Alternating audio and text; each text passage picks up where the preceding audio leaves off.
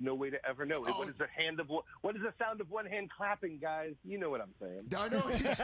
Look, that's the director-screenwriter. This is a sports talk radio show. You must have an opinion. There is no gray area. There is no nuance in this medium. Judd, yay or nay? You vote for what? You think he's dead or not? He's dead. Oh! By the way, we shouldn't celebrate like that. I know. Take care, Judd. You take care. Thanks for the call. Care, guys. There you go. There goes. Bye-bye. There's Judd Apatow. See? How to force it out of him. The director's like, it's very He's well like, nuanced. well, it's a He's going Buddhism. He went the very Gary Shandling answer. Fun chat. Again, The King of Staten Island is a really fun, deep film. And Pete Davidson is, I'll use this word, revelation. Oh. That's what film critics say about a film that's your they like. movie poster quote. Revelation. Yeah. Pete Davidson's a revelation. Rich Eisen Show. Please put that. Thanks to Rich Kleiman, Jimmy Johnson, Rick Carlisle, and Joe Thomas, and you. We will see you back here on Thursday at the Rich Eisen Show on NBCSN, SiriusXM, Channel 211, and YouTube.com/Rich Eisen Show. Hi, it's Michael Smirkanish from the POTUS channel. If you're like me, you might be looking for great things to listen to while you're at home. Whether you're working, exercising, looking for a distraction, or just want to relax, now you can listen to SiriusXM shows and performances on demand with your Alexa device. For example, just say, Alexa, play the latest Michael Smirkanish program on SiriusXM. Go to SiriusXM.com/Alexa to learn more. Hello, thanks for calling. How may I help you? Whoa, you sound like a real person. I am a real person. Whoa, you sound like an actual real person. I am an actual real person. I mean like an actual real live talking person that's really real. Want to know a secret? Yeah? I am an actual real live talking person that's really real. And you should get your umbrella out because it looks like rain. Whoa! What does this mean? We're Ruby, the real live talking person that's really real remote receptionist who answers all your calls live from right here in the U.S.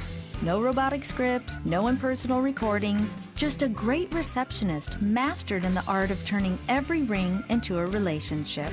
Experience Ruby for yourself. Visit Ruby.com, or better yet, call us 866-GET-RUBY. Have you still not refinanced your mortgage? Well, soon you might be kicking yourself in the head. Rates are at historic lows. At the same time, home values have gone up roughly 50% in the last several years. Maybe it's time to put that equity to work by paying off high-rate credit cards, personal loans, or remodel your house. Hi, I'm Wesley Hoagland with Westland Financial. Let us put you in a position to do any of these things with no closing costs. That's right. Nothing's rolled into your loan, whether it's conventional, FHA, or VA. Will pay your title, settlement, lender, and recording fees. Maybe you just want to lock in a lower rate or refinance out of paying mortgage insurance. All it takes is a 5-minute phone call to see how we can save you thousands of dollars a year. So call Westland at 888-615-3669. It's the biggest no-brainer in the history of mankind. Call us at 888-615-3669. 888-615-3669. That's 888-615-3669. Lennox Financial Mortgage Corp. DBA Westland. NMLS 3304. Not all loans apply. Equal housing lender. 1-877 Cards for Kids. KARS Cards for Kids. Donate your car today with 1-877 Cars for Kids. We're a recognized 501c3 charity organization, so you'll receive a maximum tax deduction. What's more, you'll receive a vacation voucher of 3 days and 2 nights. Also on the web at carsforkids.com. 1-877 Cars for Kids. Donate your car today. Vacation voucher not available in Oregon. Dan Patrick Radio is SiriusXM's home for Australian rules football. Walks into all styles. High five him. Join Australian media icon Eddie Maguire for Aussie Football Rules America as he brings you the latest celebrity chats, tips and expert analysis of Australian football. Then stay tuned for the Aussie Rules Game of the Week. Kick the goal and Fremantle win it after the siren. It all starts Thursday at 6 p.m. Eastern on Dan Patrick Radio, Channel 211 and the SiriusXM app.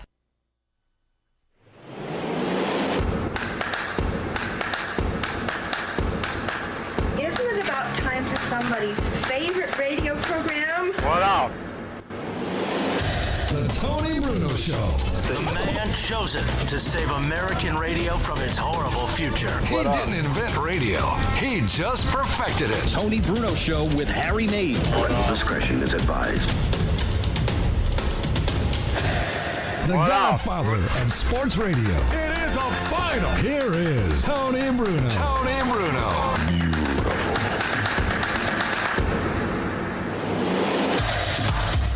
Hello there, childrens.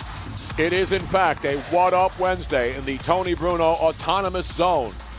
We are in an autonomous zone now, Harry. That's the new thing you must learn about. What does that mean? That's where you basically take an area and you declare that nothing can happen in here. No police, no... It's only for us. No one else is allowed, Harry. A safe space. Well, that's the old school name. Oh. Autonomous Zone now.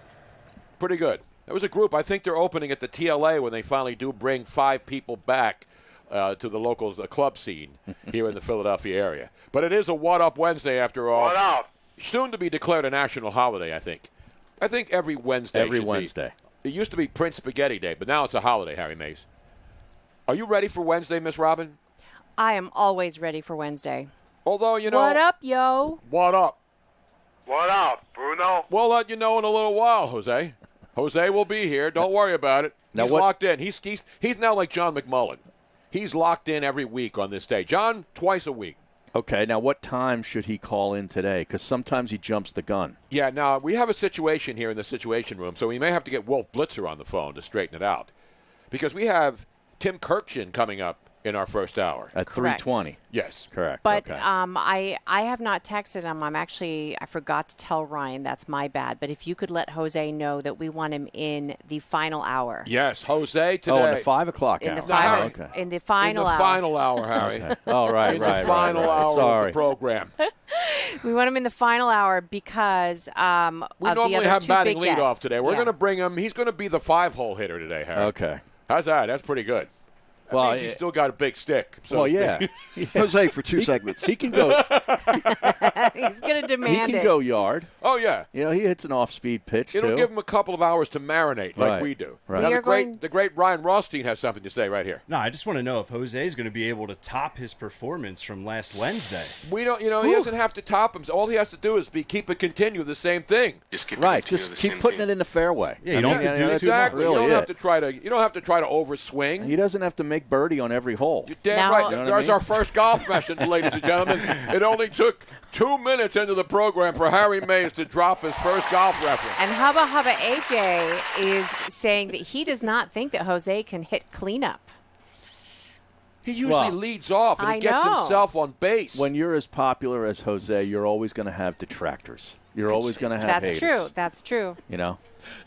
Not Fairway Jesus. Who's Fairway Jesus? I don't know. Tommy Fleetwood. Oh, is that what they call? Oh, that's right, because he's got the long hair. Yeah, I didn't know. He's not playing this week. He's not either? No. Screw him then. I'll be going to church instead. That's where I'll see my Jesus. I'll take a knee. Except my church is still closed, I think. I think my church burned down the last time I went in there. And they said, what the hell are you doing in here? Get out. Get out. Anyway, it's What Up Wednesday. We got a lot of good stuff, Harry. But I think we should start the show with the appropriate song. I think, now, we're positive on the show. We try to be. We're looking for the good things, not the bad things. The bad things are everywhere. Right. But I think we can safely say we are now in a cancel everything culture right now. It's been going on for the last couple of years. Yeah. But now, you see what's going on here. Cops has been canceled, the TV show. That's gone. Okay. I never watched it. Gone with the Wind is now gone. Not forever. You can still go rent it or buy it if you have it. From HBO Max, which, by the way, at 12:15 a.m., I have it on video. I said, Robin, roll the tape. We canceled HBO finally from my cable package. It's gone. Now, how much is that going to save you? $15 a month, Harry. You know what I can do with $15 a month? Probably get one good cock. Well, no, no. And by the way, where's my damn anything auto you want insurance? is how we get with $15. Anything you want. Anything. Hi, Bobby. Come on now, Joe. But this whole erasing of culture. Yeah. Yeah. So Gone with the Wind, by the way, a movie that featured the very first African-American Oscar winner, who, oh, by the way, today would be, it's the celebration of her birthday 126 years ago today, Hattie McDaniels. Is that right? Yes. Was in Gone with the Wind, won the Academy Award, has 2 stars on the Hollywood Walk of Fame, had a postage stamp with her picture on it in 2010. But HBO, in their infinite wisdom, some schmuck up there in New York says, hey, this is a good day. It's Hattie McDaniels' birthday. Let's decide we're not going to put Gone with the Wind on. So congratulations, HBO. I didn't even know they ran that movie.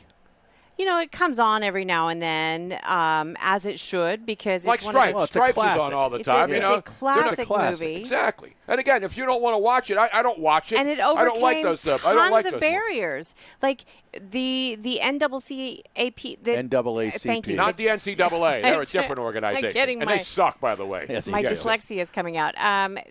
They actually argued at the time to get a couple of scenes that were originally written in the book get taken out of it, and they did. It was a huge deal that they did that to show a more historically accurate depiction of what the time was like. And so there was all sorts of things. Hattie McDaniel, this was a huge deal. There were still places when they went for the premieres across the nation where she was not allowed to stay in the same hotel as the other stars. I mean, there was all sorts of things going on. So the fact that they put her in, she won the Oscar that year, it was a huge deal.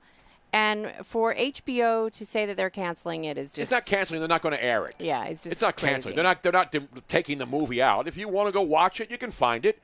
And my problem is, and I don't have a problem. You know how I did it? And I don't tell people to boycott. I canceled HBO. There's nothing on there. I didn't even watch Game of Thrones. I don't remember the last thing HBO had on. Well, Westworld, the first season. The second season and third season sucked. Well, I gave them credit for Homeland the other day, and that's not true. That's a Showtime show. Exactly right. So they didn't even have that. They got nothing. All they got's Bill Maher and that other strapper British dude. We switched over, which is cheaper because you get like this 5 premium thing package. So we took HBO off, which was an additional 15. I got we changed it to Cinemax. We changed it to Cinemax, so now we get Skinemax, and it's still $15 cheaper. There you go, Harry. You really want Skinemax? No, I'm kidding. At 2 in the morning? No, when I turn that on, literally, if I see a movie, they are so bad. They're so badly edited. Why even bother? Exactly. Why even bother? That was my question. Serious, Harry. Come on. But there's a lot of things people want canceled. So today I want to throw this out there to the folks. On the Twitch stream, of course, if you're following us on twitch.tv/Tony Bruno Show, and the Twitch board is always active, Harry. Yes. So what should be canceled? Because I jokingly put out a tweet this morning that a lot of people actually, to show you how crazy the world is, I put out a sarcastic tweet, one mentioning Gone with the Wind, which was real, one mentioning Cops, which has nothing to do with HBO. They've been canceled, that show. It's been on like 30 years. And I joked about what the other things that should be canceled. And I jokingly said, like, any movie that has the word kill, cops, law, order, guns. Yeah, any shooting. Yeah, anything that's violence. Right. So that means all the Goodfellas, Godfather, all the Sopranos. Cancel all those shows. Anything with Pacino, practically. Anything with Pacino, except when he was the lawyer, when he said... Or Sylvester Stallone. When Most he said, of that's gone. Right. That movie can stay. Pacino's movie. Scent of a Woman, I believe is what that's called. Almost everything Arnold Schwarzenegger. Except Kindergarten Cop. Every Schwarzenegger movie. No. There was guns in that. There was guns in that Kindergarten Cop, yeah. A lot of De Niro stuff. Oh, everything. Wait, De Niro we get did. to keep the Conan movies, right? No, Conan had weapons. It's pretty violent, man. Yeah, it's violent, but no guns. You got to get rid of all the Pirates movies because there's pillaging and plundering. You got to get rid of all the Vikings movies because look what the Vikings did, other than not win a Super Bowl and lose to the Eagles a couple of years Cujo ago. Nose points out Naked Gun. Says it right there. Right there. It says naked and gun. So you have two things. You got sex and violence, right? Which we don't want our children to see, Harry. You got sex and violence, especially the scene where Elvis's wife goes up the steps and he says, "Nice beaver." You can't have sexual double entendre like innuendo, that. Right? Innuendo and entendre. Double entendre. Double entendre. And next, we're going to be going back to burning books. We're going to start on. No. They don't waste your time. People don't read them anyway. Exactly right. So don't waste your time burning them. Burning bras is coming back. Right. God forbid they should be in our library somewhere. And by the way, incidentally, on this date in 2007, you know what happened, Harry? The last episode of The Sopranos aired on HBO. Right. And since that time, Tony got whacked. Did he? I didn't watch it. All I know is the only thing I remember from it, everybody was mad, like any final episode. I remember that the chick couldn't park. His daughter. Right. She was having trouble. And then parallel parking. Yeah, Italian chicks all over the entire country went out and tried to learn how to parallel park. That's what I learned about The Sopranos. And there were a bunch of greaseballs. I already scumbags. knew. Which that daughter is married to Lenny Dykstra's son. That's right. That is phenomenal knowledge right there. Jamie Lynn Sigler, I think. Exactly right. Yeah. Not Bunny Sigler, of course, Philadelphia music legend. Right. Remember Bunny Sigler? He said, "Come on, baby, let the good times roll." Okay. Bunny Sigler. That's Beanie great. Siegel, I know. No, not he. Bunny Sigler. Oh, okay. Come on, Harry. What's the matter with you, man? Where's your local knowledge and your international knowledge right now? Yeah, Tony got whacked allegedly by a guy in a members-only coat. You didn't know who it was, but you Had to be saw a his golfer. jacket. Had to be a golfer. No. Who else wears members-only jerks? Members-only coats were from like the 80s. I know. I used to had have one in the 80s. I had one too. Yeah. It should be white jackets today. White pants. White pants Wednesday too. Right. Somebody tweeted in. Now you're going to wear white pants? Is it? That's not summer yet. June No, I 21st know. is officially summer. Exactly. So is it too early to wear white pants on a golf course? No, I Harry? think after Memorial Day, I think you're good. I don't know what the rules are anymore, Harry. They change every day. Well, yeah. Are we going with matching suits like we're in the Temptations or something? Here we go. Here's Bunny Siegler, Philadelphia's own. Remember this? Classic. Jerry Blavitt plays this every Saturday night at Memories in Margate. Come on, baby. Let the good times roll. Sing it, Bunny. Come on. Come on, baby, let the good times Woo!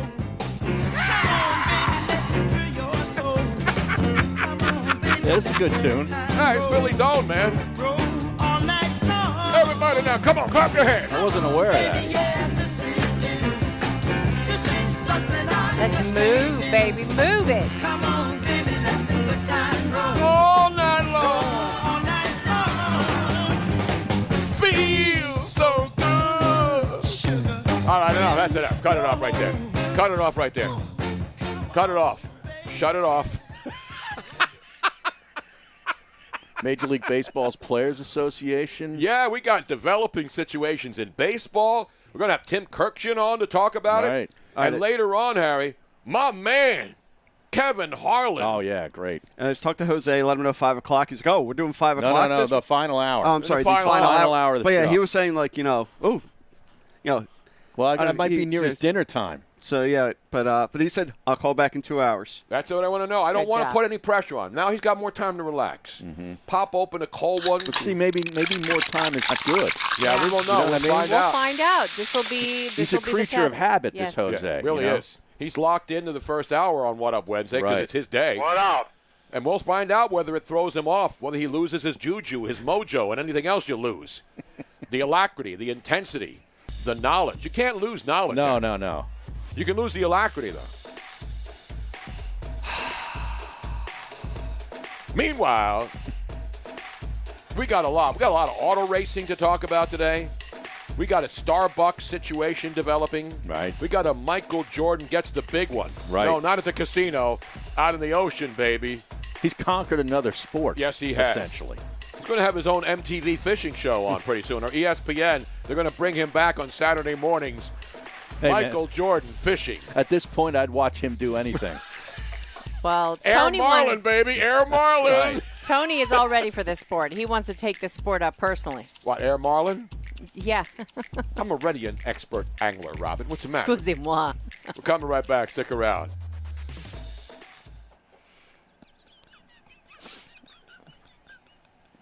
Air Marlin. We were watching. Oh, I gotta get my. We were watching House Hunters last night, or Island, whatever. Anyway, it was. Oh, Beach Punt, yeah. Beach House Bargain Hunt, and there was a couple in St. Pete's Beach where the house that they were looking at actually came with a boat. Mm-hmm.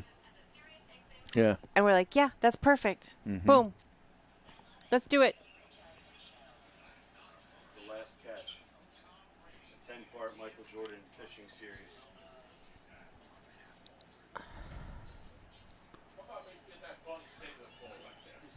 See, this isn't working for you. You need to have Golf something that you Pride can or sit and put. Lambkin. Either one are fine. Good job, Robin, finding plenty safe. You can't go wrong with either one of those. Joey Bonocco. Joe, that was actually what I was trying to get you to zone in on. The whole bit, like, you know who does that? Who's the comic? Todd Glass. Yeah. He comes out and he starts and he plays music and he comes out. Then all of a sudden he goes like this, and the DJ stops the music. Oh, you want me to stop it cold? No, it depends. Like, Okay. that time was perfect because there's no fade there. Now, It's like one of those your tweet here, did you do this tweet? Which one? Because Strapper was misspelled. Misspelled Strapper? Hashtag No. Sprapper. No, where was that? SPRAPPE. How long which ago? one is it? If it's within 4 hours ago. Oh, then That may that was have been Tony. me. Are you a Sprapper? I thought I wrote Call the Strapper. 24/7 line, Strapper line? line. So Can't blame I'm a that strapper. one. No, that's Can't me. blame I that did on that Caleb. earlier. That's on Tony. I'm gonna have to undo the retweet. Undo it now. Not undoey. That's a different thing. So here it is. This is what I was talking about. Autonomous zone, which they call free. This is in Seattle now because Seattle's under siege. And so now they have a neighborhood where protesters and they have set an autonomous zone they're calling Free Capitol Hill and controlling who can come and who can go, Harry. Apparently, New Jersey is increasing the tolls on 3 major toll Yes, highways. we knew that Yeah. before, Robin. There's going to be the Garden State Scrapple Parkway. Garden State Parkway. What else? Are the bridges going up? Not the Atlantic City Now, Expressway. Clarky Bob is saying it's really easy to regrip your own golf clubs. Whoever was asking that Yeah, question. I do it my own. I do my own. I got golf grips that I still have another set of personalized golf grips that I haven't put on my clubs. Are you the long putter? Dean is asking No. if Harry donated blood, would it be 99.9% Tito's? I'm thinking that it might switch over to this Boyd and Blair. That was really good vodka yesterday. It was good. Oh, this is the other thing It I was wrote. good. To fill the sudden void of socially acceptable programming, HBO Max agrees to run 72 hours of Brokeback Mountain on every channel this weekend. So woke. Cancel HBO Max. Another movie I never saw. Joey I don't know Bonocco. how to quit you, Harry. That's all I have to say right Tony now. bad at math and spelling. No, actually, he's really good at spelling. He's just really bad at typing on the phone. If he's doing it Yeah, from if I'm his phone. doing it on the computer, I can't do it. I said it yesterday. I can't do these people like this, Harry. Are you one of these guys? Well, yeah. I can't do that. Why? Because, first of all, my thumbs are too big. He's a picker. I do this. I do one finger, just like I type. Welcome back to the Tony Bruno Show with Harry Mays on SiriusXM 211. It is a What Up Wednesday. What up? Tony, Harry, Miss Robin. We got Ryan in here. We got Joe C. in Indianapolis in our Midwest Bureau. He's our Midwest Bureau Chief. Dikembe DeCaleb Mutombo. He's out there keeping an eye on auto racing mecca there, Harry. We got a lot of auto racing news today. I know you're a big gearhead. We've got all the different types of motorsports to talk about today. That's coming up. You know what I'm saying? Well, I know the NASCAR boys are going to Virginia. Tonight. Right. The governor will be there. I don't know if he'll have the hood on or if he'll go blackface. We'll find out later on tonight if Governor Northam shows up at Martinsville. NASCAR action tonight, Harry. You going to be listening, watching on Fox Sports 1? You know, I'll watch a little bit of that. I'll also peek in at the Major League Baseball draft That tonight. is correct. The Now, first round will be on TV tonight. Correct, on Now, ESPN. what Sunday is racing starting again, Tony? Well, racing's already been underway. But that's not what we're talking about right now, Robin. I said we got a whole gamut of different Okay. racing stuff to talk about. But we got to talk baseball right now because we got another development. It's point counterpoint. It's like watching a poker game, right? The baseball, the players one day, then the owners come back, and the players come back. The draft is tonight. There's only one man who can come in here and straighten this all out. The great Tim Kirkshin from ESPN joins us. Hey, Tim, good to talk to you again, man. Nice to hear from you, Tony. I hope all's well there. It's all well. We're here in Philadelphia. We're in our bunker, which we've been in for actually for over a year. So we were social distancing, and what's the thing in place? Sheltering in place way before it was important or mandatory. So we're all good. You're good now. You know the thing about the baseball negotiations, which are fun, is every move has to be broadcast and put out there. And this is what you do for a living. You know, this is obviously your job. At what point does having to go point counterpoint every day and having every person in America know who made the last move and what's acceptable and what's not acceptable. You've been around this a long time. We've been through the strikes and stuff. Have you ever seen anything this crazy when it comes to two sides trying to get together to figure out how to restart their sport? No, Tony, I haven't. And this is the Twitter age, the internet age in which we live, in which everything is a story. It's 24/7, 24 hours a day. It's, I covered the 81 strike, and we didn't have movement every, stories every 20 minutes seemingly, but that's what we have here, and this is why it's so much more difficult to make a deal, because everything that comes out becomes a gigantic thing. Just a small note becomes a big story, and that's just the nature of our business today. But you don't have to go that far back. When Michael Weiner ran the Players Association, he was so good at this that a CBA was negotiated, and no one really knew that they were really, really underway, and suddenly it was over. That's what the way it should be, but it certainly doesn't work that way today. Now, the interesting thing is the latest, because we knew we had the owners say 50 games, and everybody said no. No, the players said 50 games, right? No, the owners said 48. I think the owners said, I think it was 48 50 games. Yeah. And then the players came back and said, no, let's do 114 games, and then we'll prorate it. And then the owners said no. And then they came back 76 games. Remember that? And now today the players come back 89. So it appears, Tim, that the 89 now with the full prorated share, they're trying to get it closer and closer together. And so 89, will the owners accept that latest proposal from the players? My guess is they're not going to accept 89 games at 100% prorated salary. And that's what the union wants. And it doesn't appear that the union is willing to budge at this moment off of 100% prorated, no matter how many games they agree to. So it could end up that baseball just imposes a 48-game schedule, pays 100% of the prorated salaries, and we play it out from there, a mad dash to the finish.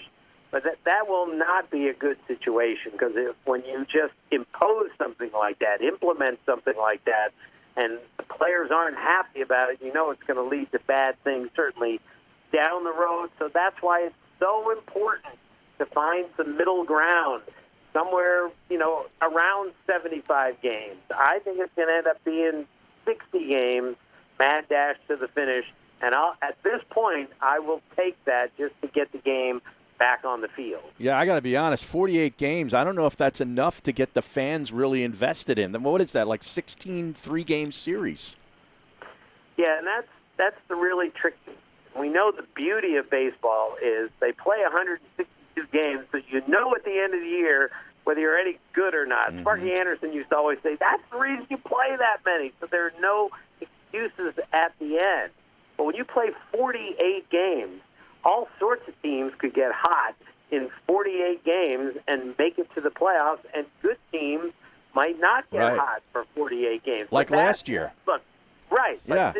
But this is the point. If everyone's playing the same amount of games in this extraordinary set of circumstances, it's just I'm gonna have a hard time being sympathetic to a team that just couldn't get it done in 48 games when that's it. Figure it out.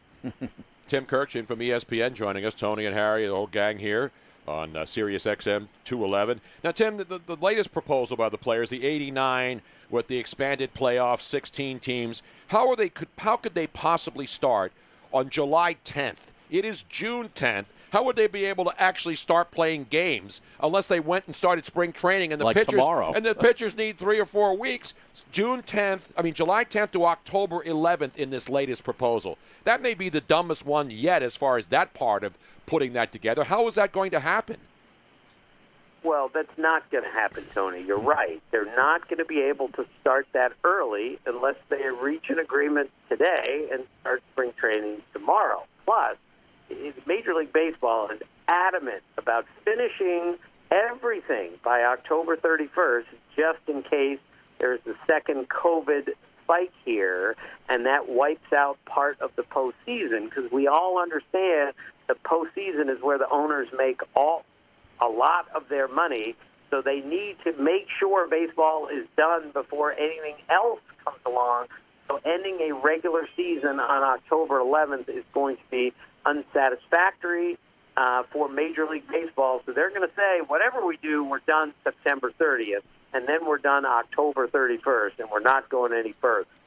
Okay, let's take those two dates for the end of the regular season and the end of the playoffs and work backwards.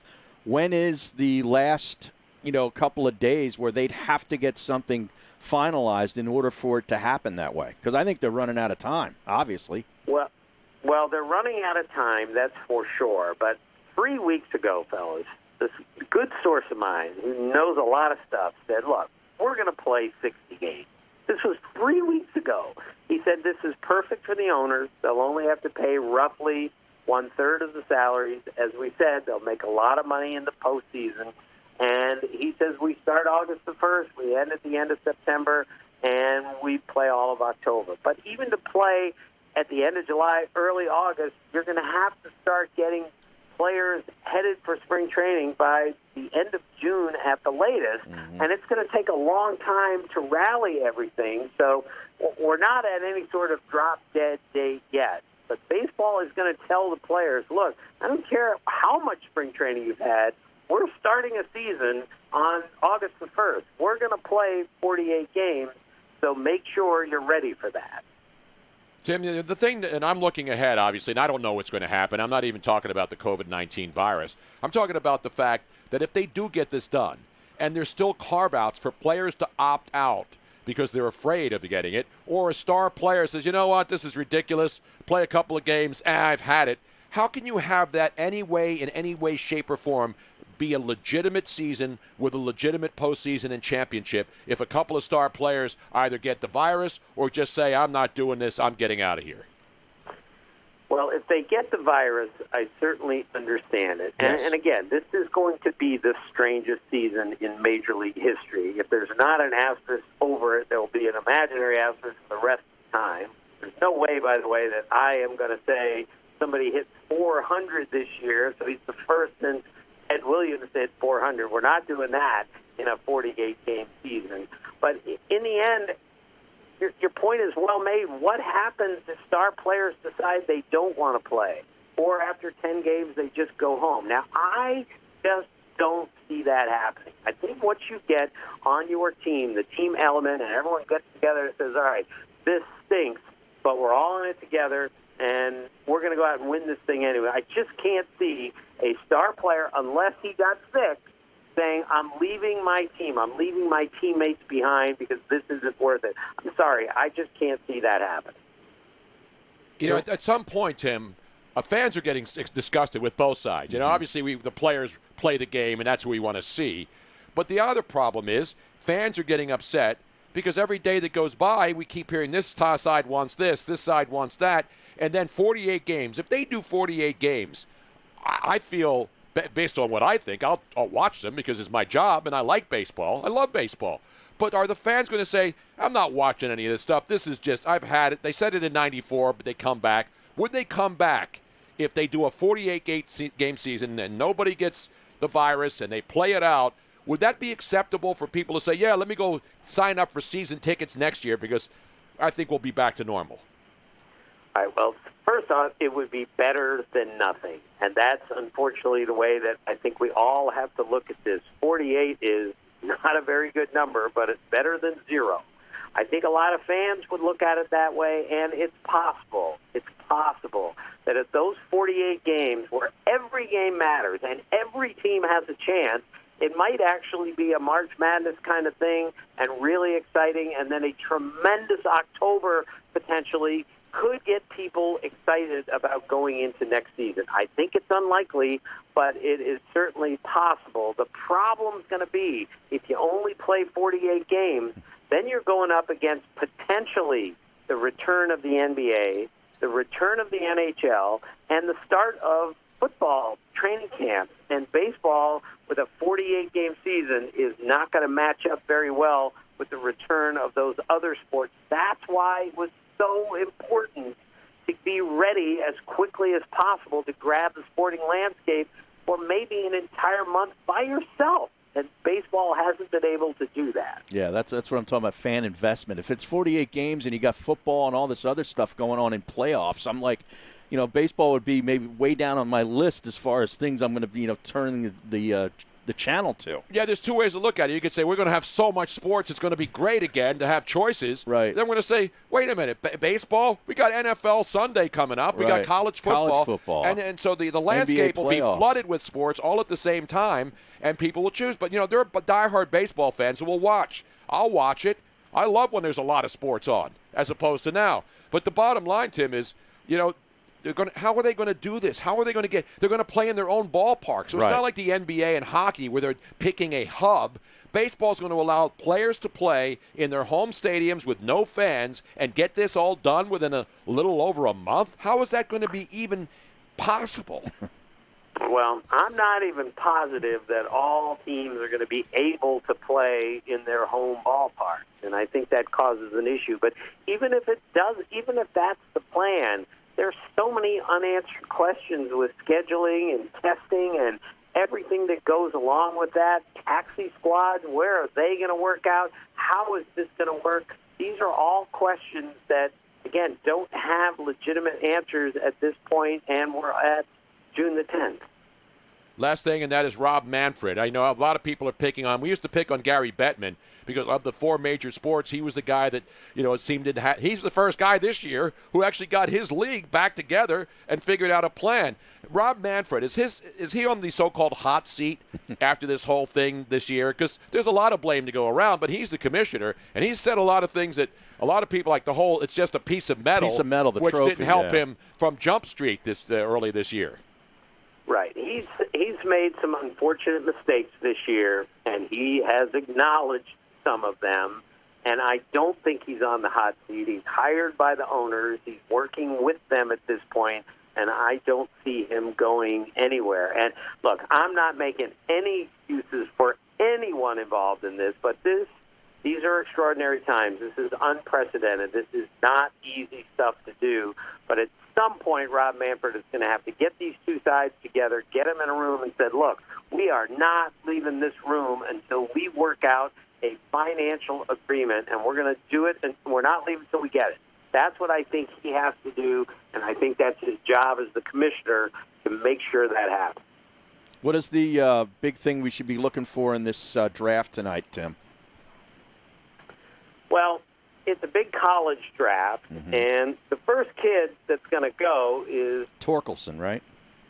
Spencer Torkelson's a first baseman from Arizona State. He's got great power. He's got a chance to be a terrific offensive player. That second kid, Austin Martin, who's from Vanderbilt, which is such a great program. He can play the outfield. He can play the infield. He's going to really help the Orioles. He might start right away. That's an exaggeration. But, yes, so this could be a really good night for baseball, that we're celebrating something good for once. And wouldn't it be great if during these 2 days of the draft, baseball came out and said, all right, we've reached an agreement. Now we can start to move forward. Maybe the draft will push it forward. I certainly hope so. No, I agree with you. And the other big question is, because, the guys at the top are not going to be spending a lot of time in the minor leagues because there are no minor leagues. Right. What about these players who are drafted tonight and then another 3 rounds on tomorrow? Where are these kids going to go, the ones who are not automatically going to the big club? Well, that's a great question. Where are they going? Where are they going to work out? And these, these taxi squads, where are they going to play? How many guys are going to be on it? You have to protect the major leaguers once we get going. You can't overwork them, that type of thing. Again, there are so many logistical issues that we need to figure out, and we're still talking about money. And again, that's not a very good look for baseball. How about the KBO? Can they immediately go to the KBO and then check out all the mannequins in the stands and the blow-up dolls and stuff and get a couple of swings in there? I mean, there's a bunch of major league players and guys who really didn't make it in the major leagues over there. Why not just send them right over to Korea to get some action? Well, just to show you all the things we've heard over the years, I never reported this because I refused to, but I was told, yes, Major League Baseball is going to play in Japan. They're going to play day games in Japan, and the Japanese players will play night games in Japan. That's how we'll start the Major League season because the virus will be gone earlier from Japan than in the United States. Now, again, that's ridiculous, but it just shows you the stuff you hear, all these possibilities that have come up for the last 3 months. I like the day-night doubleheaders. You know, I like to just play them back-to-back. And you know they're going to have to do that, right, Tim? Aren't they going to have to do not the day-night doubleheaders, 2 separate admissions, because there's no fans, so they don't have to worry about 2 separate admissions, play a game earlier in the afternoon, and then come back at night with a new crowd. If they play doubleheaders, won't they just have to, break for an hour and then come right back? Right. They might have to do that. Again, this is the scheduling issue. And don't forget the union has been so concerned about their safety. So they don't want these guys coming back and slamming 75 games into, 2.5 months and saying, all right, stay healthy, whatever you could do. It's not going to work that way. They don't want 3 doubleheaders a week. The union's not going to allow that. This is all part of the negotiation to try to get this going. And to say for the third time, it's getting late. Now, last thing. Who will win the Cy Young, and how many wins will he need to get a 7-game winner wins the Cy Young Award this year? I'm telling you, that was the best 7-game season I've ever seen. That guy was nailing it every single day. He didn't lose a game. No, he went undefeated 7-0. Yeah. Look, this is the least of our worries, but I am not looking forward to writing, This is the fewest wins by a Cy Young winner, except, of course, for the 2020 season. And we're going to have to write that for the next 50 years because these numbers are just going to be so stilted by the situation. Wow. Yeah, I really think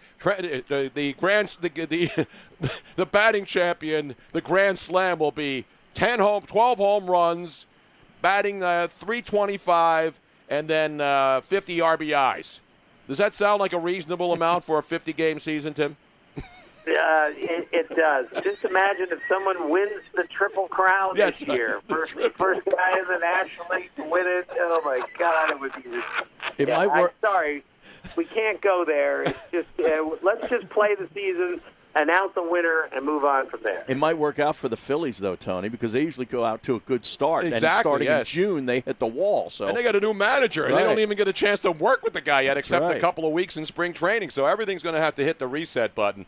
Tim, always great to talk to you, sir. Thank you so much. Had some fun. Because there's a lot of unanswered questions, and there will be unanswered questions, even if they finally get a deal, which hopefully, as you said, I think that would be the perfect scenario. The draft. Either tonight or tomorrow would be perfect to get this thing finally going. Yes, let's hope so. Thanks, Stay safe, fellas. Thank you very much. There he is, Tim Kirkshin of ESPN.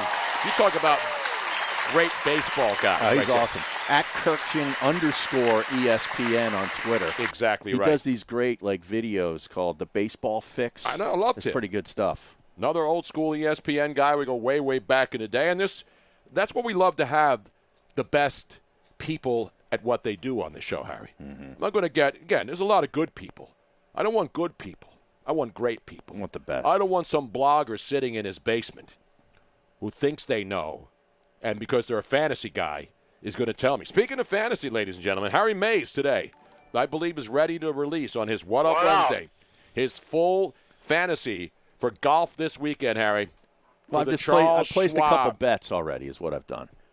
Now, these are like legitimate bets. This isn't a fantasy. Because no, it's not fantasy. So you actually bet on golfers. Right. And that's how it works when you bet. Right. You don't have to bet the winner. You can say top 10 finish. But top 20 finish, top 10 finish, there's all different ways you can play it. Will you release those today? You or are you going to keep this? Not right now. I want you to marinate. Yeah. Let it marinate. Because, the tournament starts on Thursday. So we got to know today. Tomorrow morning, very early. But we're not going to be here very early tomorrow morning. I know. I want winners later on today. So when do you want that? In the final hour of the show? Yeah, in the final hour. Well, I got to get some action there. I got to get action. Speaking of action, we'll have a New York sex update later on in the show. Yeah. What hour is that going to be in? Hour. And let me tell you, this government thing is detailed. Wow. Really? Oh, yeah. We will tell you if you live in New York or you're traveling to New York. We got pictures. That sounds like Robin's type of update. We have what you can do and cannot do. Uh-huh. When you want to have sex in New York City, baby. Wow. If you get caught between the moon and New York City, the best that you can do is follow their sexual guidelines, and we'll have that for you. Still ahead, Tony, Harry, Miss Robin, the whole gang. And we'll open the phone lines, too, Harry. 215-462-TONY, 215-462-8669. And don't forget the strapper line, active 24/7. Yes, it is. And we have some good ones on there. We'll play some strapper line calls today. People complaining we're not playing enough of them. We'll get them in. You get them on, we get them in. 856-818-4045. 856-818-4045. That's the recorded strapper line. You get in, we strap together.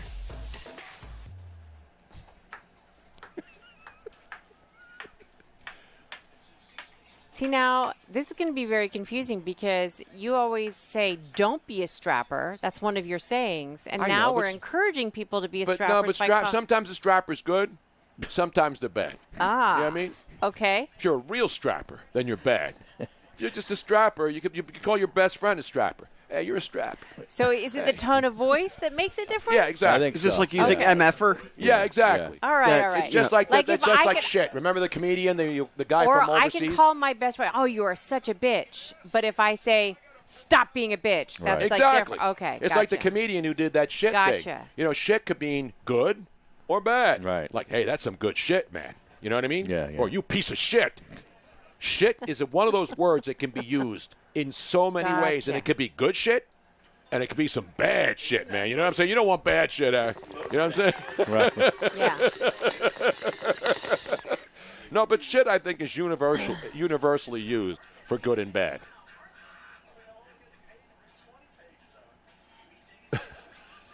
Seriously, could be very, very confusing.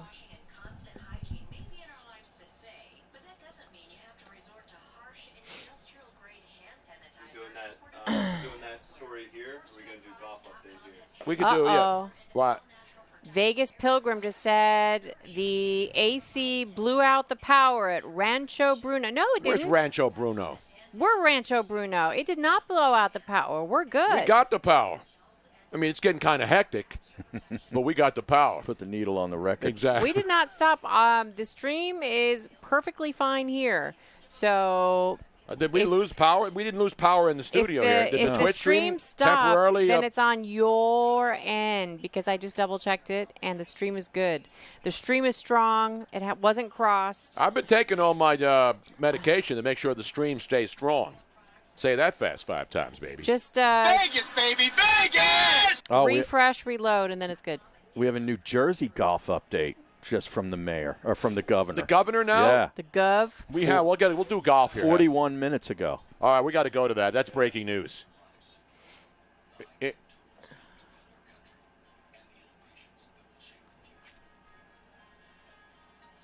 Wow. Let's see. You know, we're live. I'm watching it, so I know we're live. See the stream. Don't cross it, though. We never do that.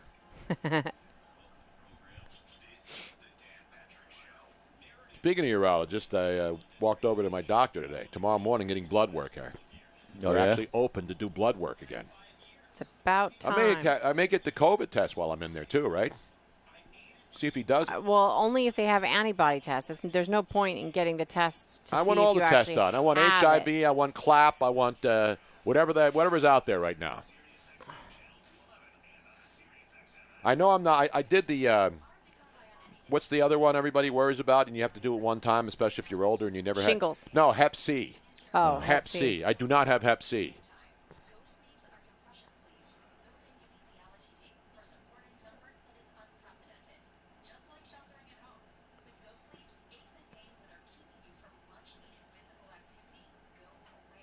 So Kill Bill, Better Off Dead, Shoot, Murder, and any documentaries about terrorism, Harry, because a lot of shit gets blown up there. That's true, yeah.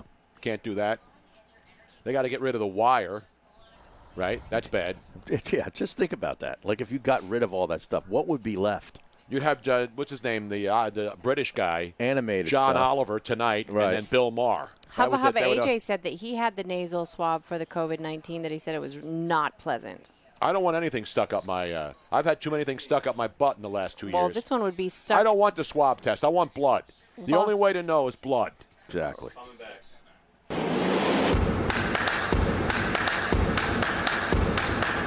Welcome back to the Tony Bruno Show with Harry Mays on SiriusXM 211.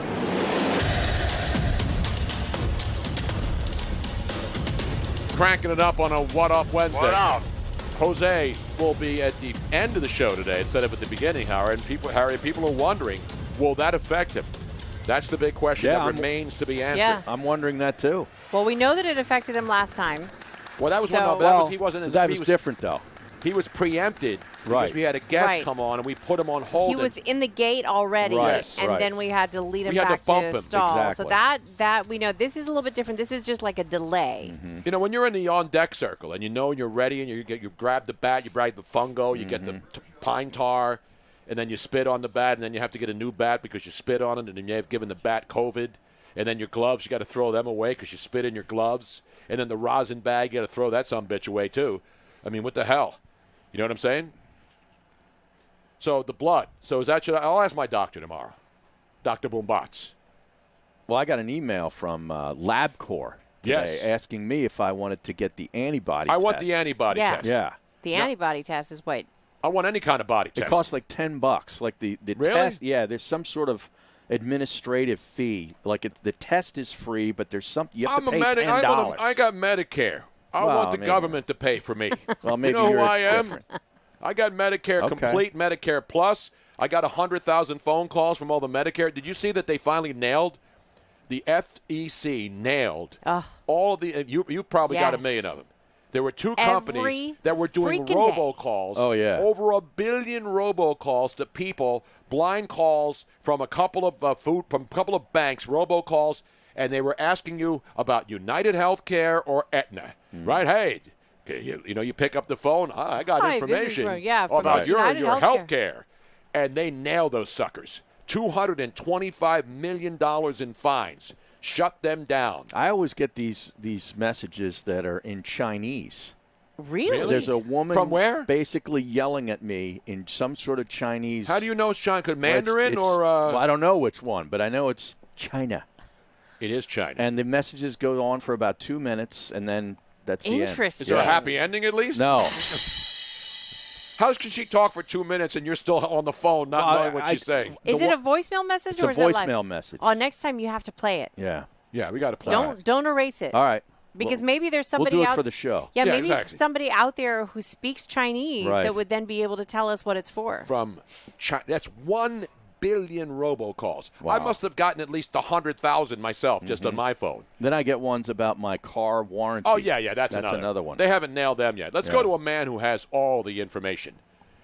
He is the official archivist of this program and of my life. And he came up in on the strapper line yesterday. Did he call into the strapper line yesterday? No, Jeff in Jeff. D.C. referred to him. Oh, yeah, he referred to him. I thought, Yeah, no, Jim has not been on the strapper line. Jim is famous. Jim has his own lines, and they're rolling all the time. Even the FBI asked Jim if he has any, if they have any particular tapes from a certain day. Let's go to our buddy Jim in Cheltenham, PA. What up, Jim? How you doing, Tony? It's What Up Wednesday now, Jim. What up? I don't have no clip for you today, but you were talking about Gone to the Win earlier. Yes. Only one person owns the rights to Gone to the Win. That's the great Ted Turner.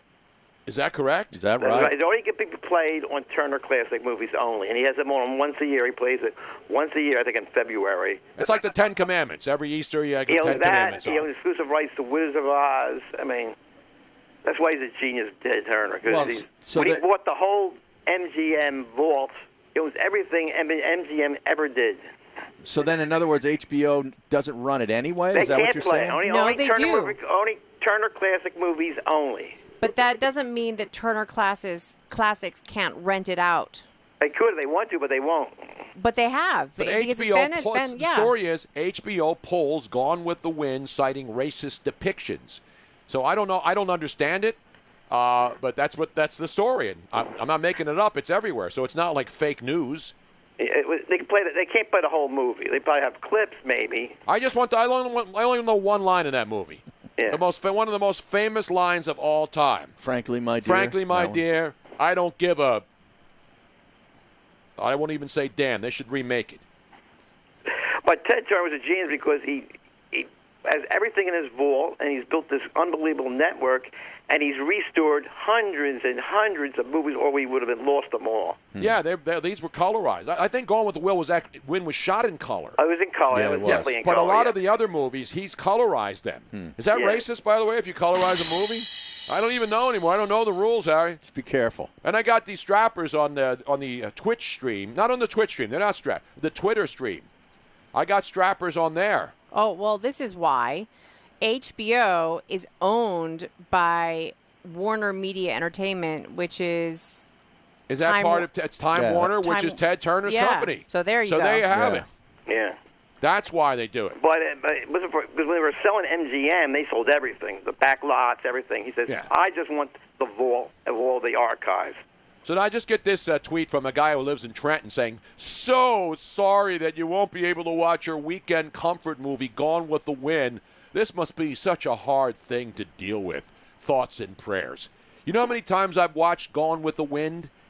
0. I've seen it once. I only see the scene. I don't watch the movie. A lot of people have not seen it, Tony, because it was never seen on network television. I couldn't care less if it's ever on again. In my person, I'm not talking about me. They brought it back to the movie theaters about 6 or 7 times through the years, you know. I hope they can start playing like Behind the Green Door and some of the other classics. Yeah. You know what I'm saying? Exactly. You're going to get rid of all these movies. Bring back the classics. All these bad rumors about this new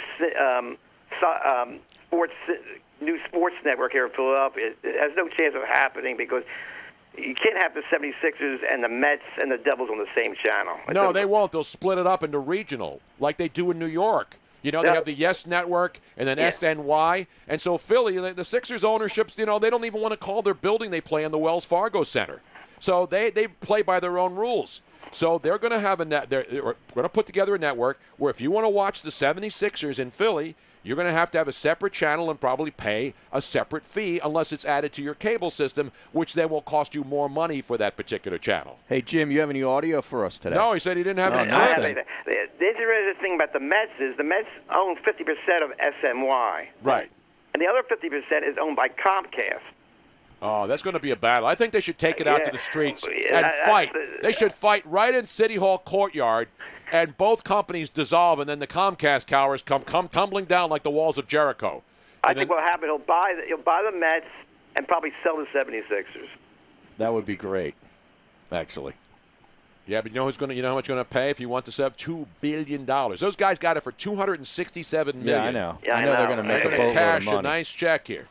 I'd get out before the whole process collapses and this team goes back to tanking it and trying to get draft picks for guys that they hope that they can get a bunch of second-round picks, Harry. It's all about those second-round It's all about assets. assets. It's all about those second-round assets. Right. Jim, good stuff, brother. Okay, Tony, take care. There he is, Jim, talking about I couldn't care less what HBO does. All I'm saying is I look at that. I do care because I cancel Right, it. it's the principle of the matter. They started with the cartoons. Well, that's what really got the you. Cartoons, the Looney Tunes got everybody, Harry. Yeah, because you watch those. Absolutely. At 2 a.m. And so they started with the Looney Tunes and stupid rifles on cartoon characters, but they can use dynamite instead of guns. Doesn't make any sense. That's big. I got a and a scythe. And a scythe. You can come out of here and cut your head off. Right.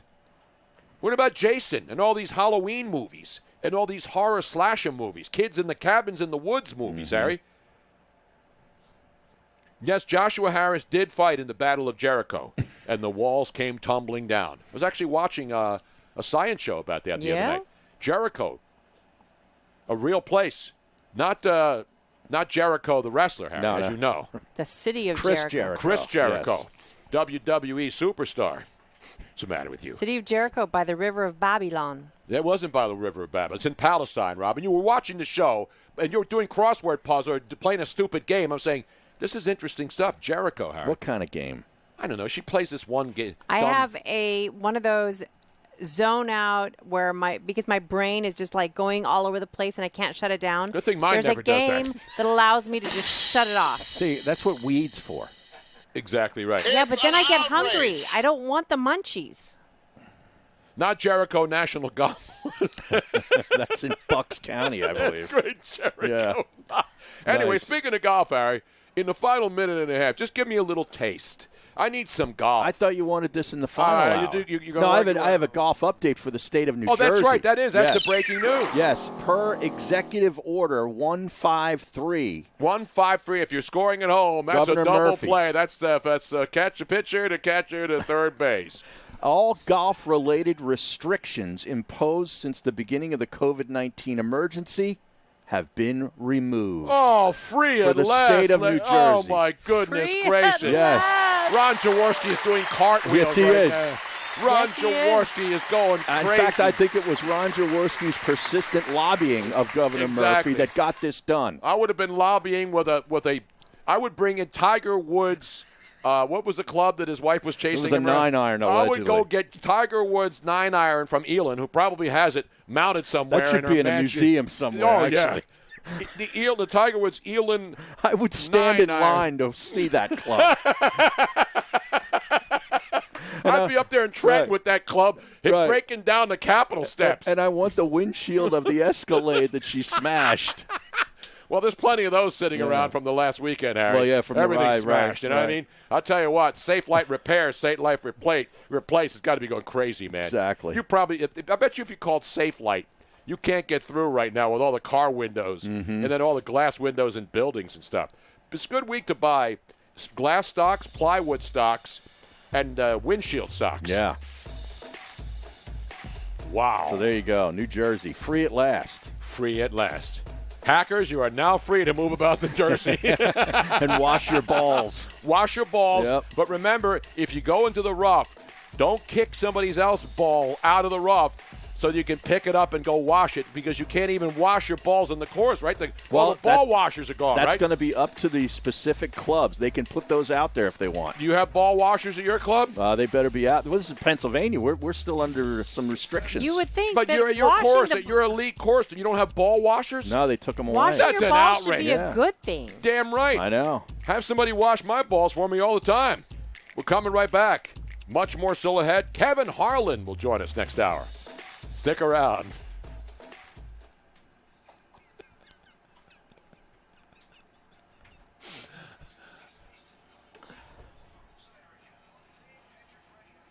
Bleep, bleep, bleep.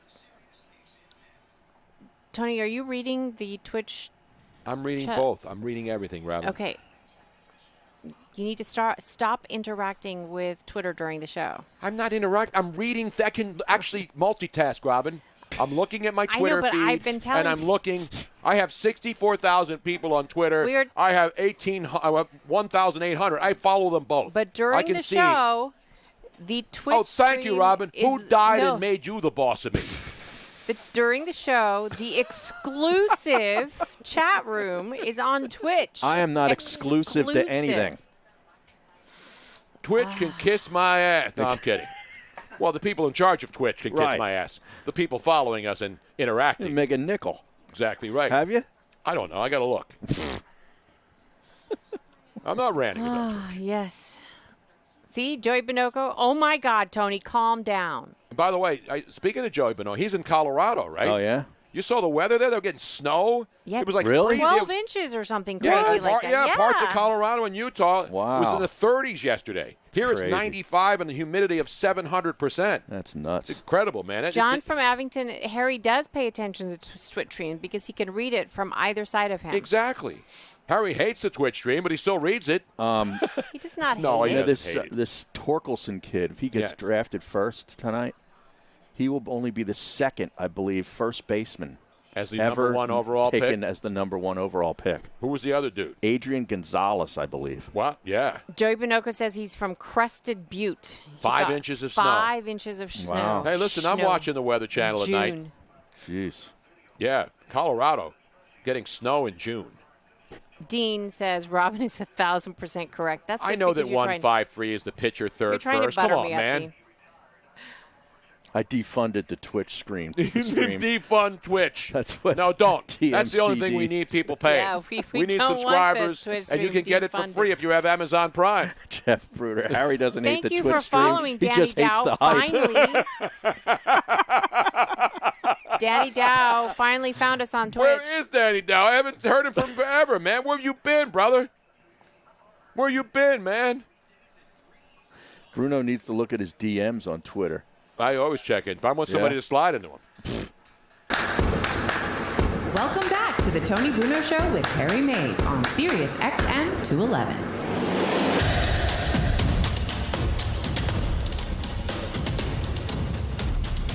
Yes, indeed. It is a What Up Wednesday. What up? I believe the governor of New Jersey will declare it now officially a real thing. Because the last governor in the last state, the Garden State of New Jersey, is finally letting off all the shackles and chains and everything else that have been put on the people of New Jersey. In fact, our producer, Ryan Rothstein, he had to take the chains off this morning just to get over the bridge. That's how bad things were. You can hear them. You know the snow chains you put on in the wintertime? Sure. You had to leave those on during the pandemic in New Jersey. Is that right? Yes. That's crazy. Factual knowledge right there. But all golf courses in New Jersey are officially open? Well, all the restrictions on golf are now lifted. That means that all the courses are over then, if right? a course wants to say, hey, you can touch the flag stick, you can take the stick out of the. And then we'll bring it up to Trenton and ram that we'll stick put, as far where we'll the sun put rakes don't shine. out there so you can rake the bunker and all that Now, kind you of stuff. can't rake the bunker at your course? Not right now. What the hell kind of private course is this? It's an outrage. I can go to a Muni and pick up the rake and No, rake there's it. no rake there, man. Why not? not? In PA. We've now been told that objects don't have the virus. I know. You're preaching to the choir. Who the hell's... I need to call somebody over there. Get the damn greasekeeper on. Who's the man in charge over there? He's the one Assuming making it's the a man. decision. Yes. Who the hell makes those? That's why I don't belong to an elitist private course. It is the governor who lifts those restrictions. Yes. No, it's not the individual courses, Harry just said. No, that's in Jersey. Pennsylvania. So our governor says you can't touch the rake? He has not done what New Jersey has done. He has not lifted any of the restrictions yet. What part of this do you not understand? We've still got the little styrofoam things in the holes.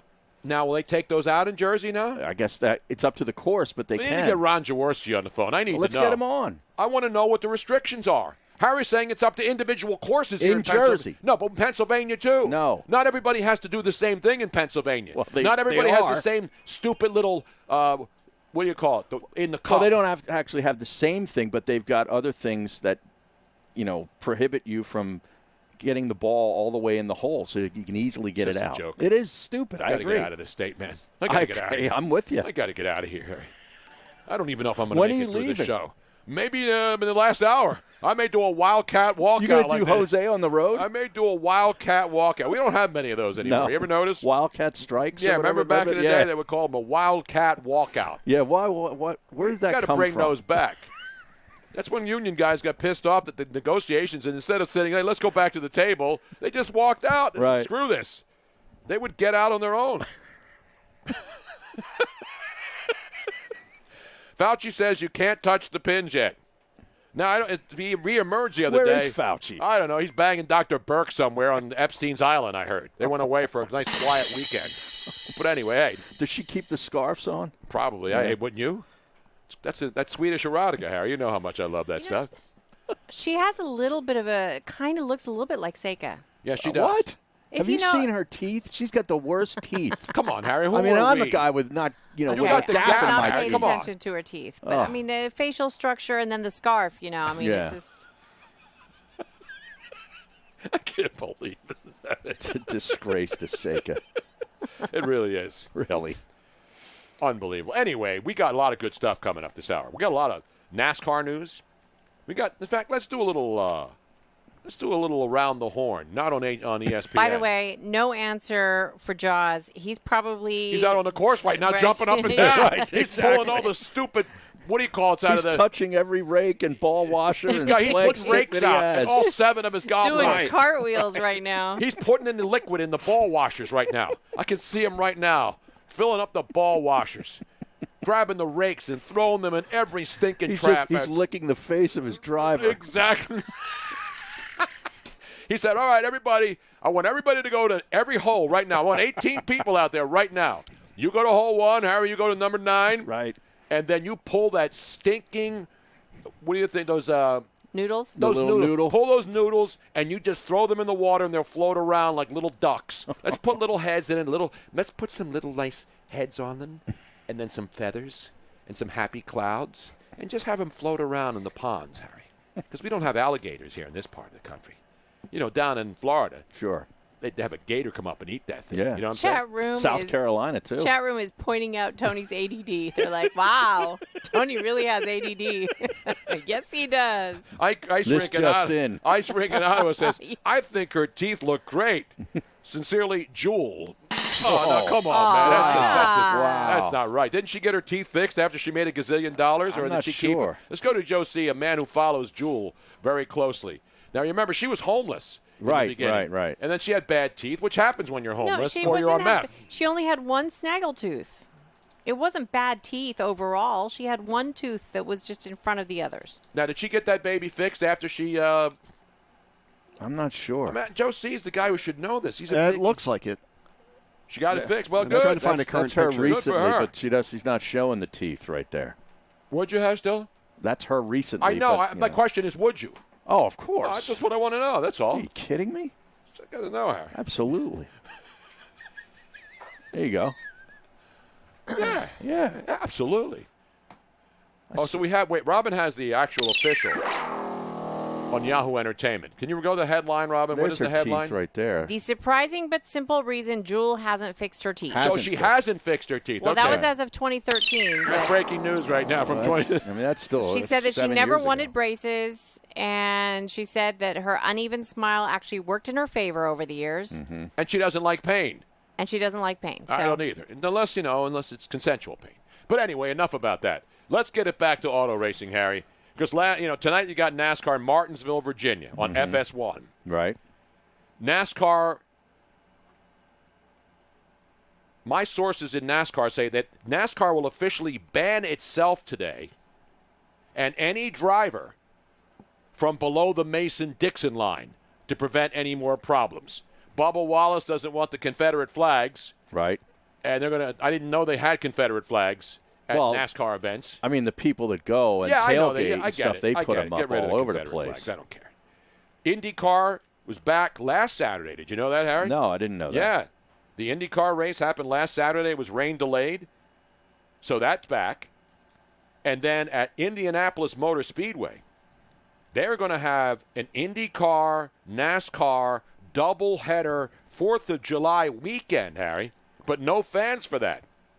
So they're going to have the IndyCar race, the GMR Grand Prix, the Xfinity 150, both on Saturday, and then the Brickyard 400 race will be the next day on the 5th. Is that normally that weekend? Yes. It's always 4th of July. Right. I'm pretty sure. Yeah, I think you're right. But no fans, which is surprising because NASCAR on June 21st down in Talladega, Harry, they are going to allow 5,000 fans into the International Speedway there, Talladega. Okay. 5,000 fans. They will be limited. That's a super speedway. Absolutely. One of the first places I went. Tri-oval, right? Isn't that what they call right. that? That's Tri-oval? great at Talladega, Alabama knowledge, right? But here's what happened. So 5,000 fans and a limited number of motorhomes outside the track. And how are they going to determine who gets those tickets? Lottery? No. It will be people who are part of the organization and people who have well, that's the NHRA. I'll get to that in a second. But the people who are going to get the 5,000 tickets, they will determine it. You can buy some. Right. But you know what happens. People are going to – it's a 78,000-seat venue. I know. And they're going to allow 7% capacity, which is 5,000. So you know they're going to go crazy down there because this will be the first race allowed with fans. Now that would be pretty cool to be at. One of the 5,000 people. You have your whole run of the place, man. Yeah, but would you want to do that? Would you want to sit up in an area by yourself? I'd want to try to experience that. Yeah, that would be cool. You don't think the 5,000 will be close to like the start-finish line? They can socially distance down there. Sure. Why would you want to be all the way in the back corner unless you want to? You can move around. Make out with somebody. You can move around. The bathrooms aren't going to be constantly taken Yeah, the up. food, the concession stands. Well, you think there's going to be concession stands open in that giant facility so that one person can walk and have one person sitting back there serving beer all day, waiting for somebody to show up? Why not? It doesn't make any sense. You know what? 73,000 empty seats. That's a lot of room. I doubt if the The concession distance. stands would be open. Of course not. They're going to have probably like Well, boxed it'd be like lunches. like with the Dolphins when they were going through their protocol for, like, you order from your phone Right. and then you go and you pick up your food. Yeah, because they're not going to have every seat available. You're not going to have pick, like, when you go into an empty ballpark and then you say, all right, go sit where you want. And you sit where you want. Oh, so you think they're going to have only like 2 sections available? Absolutely, yes. But you know what we're going to look forward to, though? What? Sunday. Yes. It's ground-pounding, heart-stopping, quarter-mile mayhem as Big Daddy Don Garlits and Dom the Snake Bruno, Yes. 3-time Top Fuel Eliminator World Champion Shirley Cha-Cha Moldoni down the quarter-mile of death in their 7,000-horsepower nitro-burning suicide machines as they shake hands with the devil when they scream to the burning gates of hell. We'll sell you the whole seat, but you'll only need the edge. Be there. Sunday. Oh, I remember NHRA, Harry, and I our love good that. friend Dela the Caleb Mutombo is going crazy in Naptown. Because it opens up in Naptown, July 11th and 12th, Harry. Lucas Oil Raceway, one of the great venues for Drag NHR racing, drag funny racing, cars. fuel funny cars, Yeah. nitro, all that stuff, I man. love that. We'll sell you the whole seat, but you only need the Sunday. edge. That's pretty good. And they're going to have limited fans, too, out there at Lucas Oil Raceway. NHRA members and the U.S. National Ticket. See, I can't even read my scribbling. I got so much stuff on here. When I write this stuff, I say, yeah, I'll be able to read that later. But anyway, so you got drag racing. Not RuPaul. She will not be available for that weekend at that drag race. No, I don't have drag racing, but I have concession stand info. Oh, this is breaking what I news. got. Now, is this for Talladega? It's for Talladega. Oh, okay. Not Talladega Nights. That's a movie, and I think it's still on HBO. It's a good You're not song first, by you're last. Eric Church. Yes. Talladega. All right, so here we go. Concession stands are open. Grab and go See? pre-packaged items, $2 to $5 each. In case you want to know the price there. This is for June 20. This is for July 20. This is it. Yeah, for This is Talladega. for the big race at Talladega, June 21st. That's a couple of weekends away. That's So- Father's Day. That Yeah, is that's Father's right. Day Sunday, yes. What else? Oh, no cash. Only No plastic. cash? Right. No cash. Cash. So don't bring your cash. You got to bring the debit or the credit. What happens if it has the COVID on? What happens if I sneeze on my credit card? How much for a beer? I don't know. You It know, doesn't the say. prices. Come on, Yeah, it doesn't say. You're going to complain about the price of a beer when you're going to Talladega? I didn't say I would complain. I just wanted to know what it was. It doesn't have the full Jesus. menu, Harry. It just has concessions are open. Everything's open. You can't enter or exit the, what do you call it, arena, raceway, track? It's a track. Once it's a you're out, super you're out. speedway, man. Okay, super speedway. Once you're out, You're out. You're either in or out. Right. So that's what I'm saying. They're not going to open concession stands around the entire track. It makes no sense. They're going to have it limited to that one area, and the fans are not going to be able to go all over the place. They want to, so at least you can see them on TV, because 5,000 fans in a 78,000 seat facility Right. doesn't look like anything. You could go find a spot and do some business. That's why I bring the motorhome. Well, yeah. In the infield. Not right near the finish line, Harry. If this and that's why they motorhome's call it a finish line. If this motorhome's a rockin', don't bother knocking. Damn right. That RV better have air conditioning. You're damn right down there, man. You go down to Talladega, Father's Day In June? weekend, Harry. Father's Day, June 21st. You know that those RVs. I hope they got the pump out stations going too, Harry. They only got a limited supply. You know what I mean? Right. Got to flush those babies out.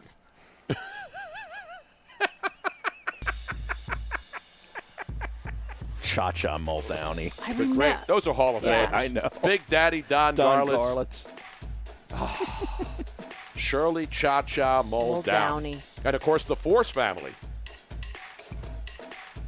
The daughter, the father, John Force. You don't know the I don't Force know family? them. Come Yeah, I on, don't know Harry. them. You heard That that is the bad snake. knowledge. The snake. Prudhomme. That's Prudhomme. That's Don it the sounded- Snake Prudhomme. Yeah. Dome. Come on, Robin. It sounded like Bruno to me. No, it's when Don the Snake Prudhomme. Not Gotcha. Paul Prudhomme, which we did on these Cajun He's the segment. chef. That was last week's Cajun Hour. Meanwhile, we're coming back. The great Kevin Harlan, TNT, CBS Football. He does it all. He'll join us next. Stick around.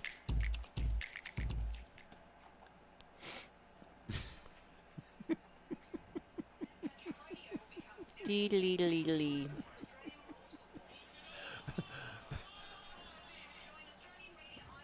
Atco's still open, right? That's still in business. Atco That's in Dragway. Jersey, Yeah, right? down in Atco, New Jersey. You stop by the Winslow Motor Lodge, you bang a couple of gourmands down there, you get Nice room. The one up in Berks County's Maple Grove. Maple Grove Dragway. It seems to me that the racing ads used to play way more often when I was younger. Yeah, all the radio. Because they would always buy time on top 40 stations and rock stations. But even on TV, I can remember them coming on. Is that my imagination or? No, they don't. I mean, they don't run nearly as much as they used to. I used to remember every summer. They were on all the time. Okay, so not my imagination. No. So you can bring. Now, I don't know. I mean, I don't know. I don't think you could bring a cooler into the stands. No coolers allowed. Yeah. Now, if you're in a motorhome and you have your own, you have to sign a waiver. Sign a waiver to enter the racetrack. Wow. So they're not no coolers allowed. Your rights, like they say, basically, if anything happens while you're here. Now, what about backpacks? Can you bring one of those? You know, it's funny. Baseball, all the stadium, you had to have a backpack that you could see through. Yeah. But when you want to go into a riot, you can bring bricks and knives and guns and explosives in there, and nobody checks you. Well, they're not. They don't have security there. Concessions and restrooms will maintain physical distancing and have more frequent cleaning across all the locations. So, but they sell beer though, don't they? If you can't, Fairweather Marvin says auto racing was the top dog of sports once upon a time. Absolutely. Was it really? It probably still is when you consider all of between open wheel racing, IndyCar racing, NASCAR, dirt tracks, demolition derbies. I remember as a kid the Indy 500 was a big deal. Absolutely. It's no longer. It hasn't been a big deal in 25 years, except for just the hardcore racing fan. Right. But like everybody, any sports fan would be like why did in on it back what in the happened day. I don't to know. make it go away? Well, NASCAR got really big in the 90s. Right, but then that was the Jeff Gordon era. Yeah. That was in Birmingham, in Alabama. Talladega was huge, and there was all the Neil Bonnet, and Carol Yarborough, and Richard Petty. Those are those guys from Swerve and 70s, Ernie 80s, Irvin. 90s, Remember Swerve and Ernie Irvin? Say that fast 5 times. Because he would always crash into guys, and they all hated him. Swervin' and Aaron Smith, our good buddy Aaron Smith over there in Jersey. He's actually now he's in Virginia now. The Daytona, the Brickyard 400 was normally in August, and obviously they changed it to the 4th of July weekend. NASCAR used to run the Daytona on the 4th of July weekend, Harry. Jason, South Carolina. But the Daytona was always the first race of the year. Right. So that's not true. The Daytona is always the first. The Daytona 500 is the first race of the year. It's usually around Valentine's Day. It's like February. In the middle of February, yeah. Jason says that after the Penske Marlboro cars, Indy racing went downhill. No, but there's still the Indy Racing League, the Grand Prix, and all that other stuff. ACO Raceway got a big fine last weekend, apparently. They did? Yeah. Bacardi on Twitter says they were told they were under these standards, but when the state found out they assigned them as an amusement park and slammed them. Welcome back to the Tony Bruno Show with Harry Mays on SiriusXM 211.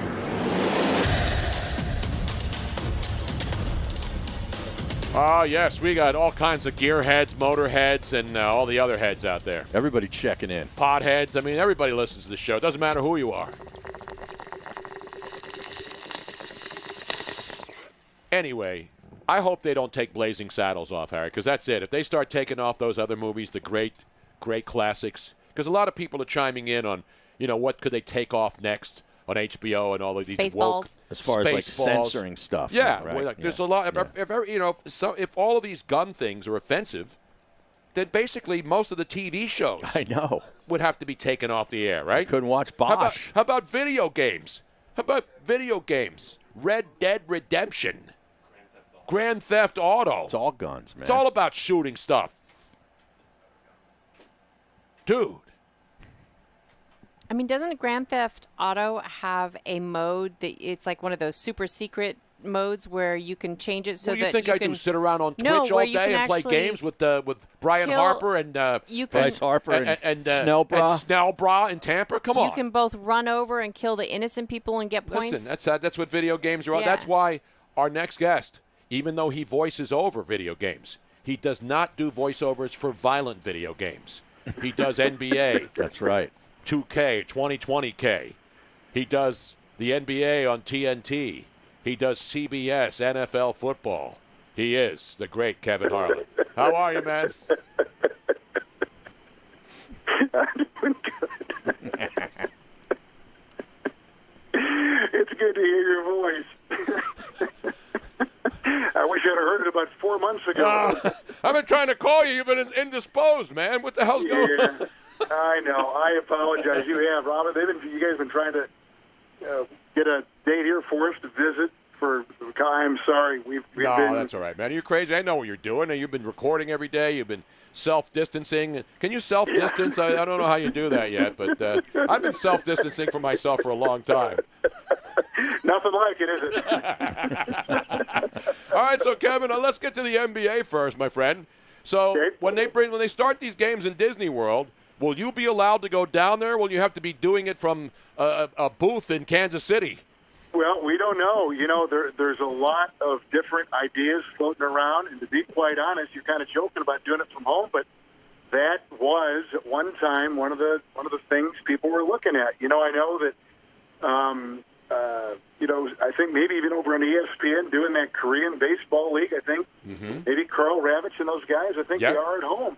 We had our buddy Book Shambi was doing it from home, right? Watching the games at 5:30 in the morning and doing live, and so was Ravi. You're right.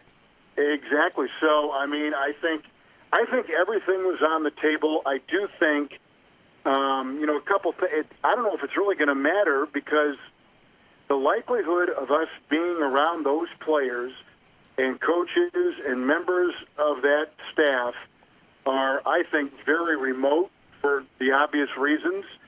So if you're in a studio in Orlando on site, or if you're in a studio in Atlanta or Bristol, Connecticut, or wherever, I don't know that it really matters. I think what does perhaps matter is that, your analysts, your partner, they're there with you.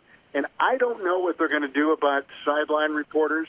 I think, there's so much in play.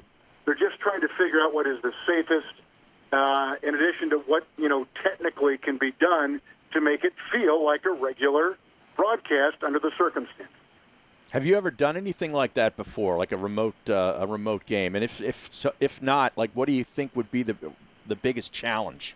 Well, when I was growing up, I used to do games all the time with the sound turned down in my bedroom watching TV, and then I did the same thing when I was in college. So I've done some of that. I mean, I think a lot of broadcasters actually have done the same thing. Yep. So there'd be a little bit of that, kind of a sterile environment.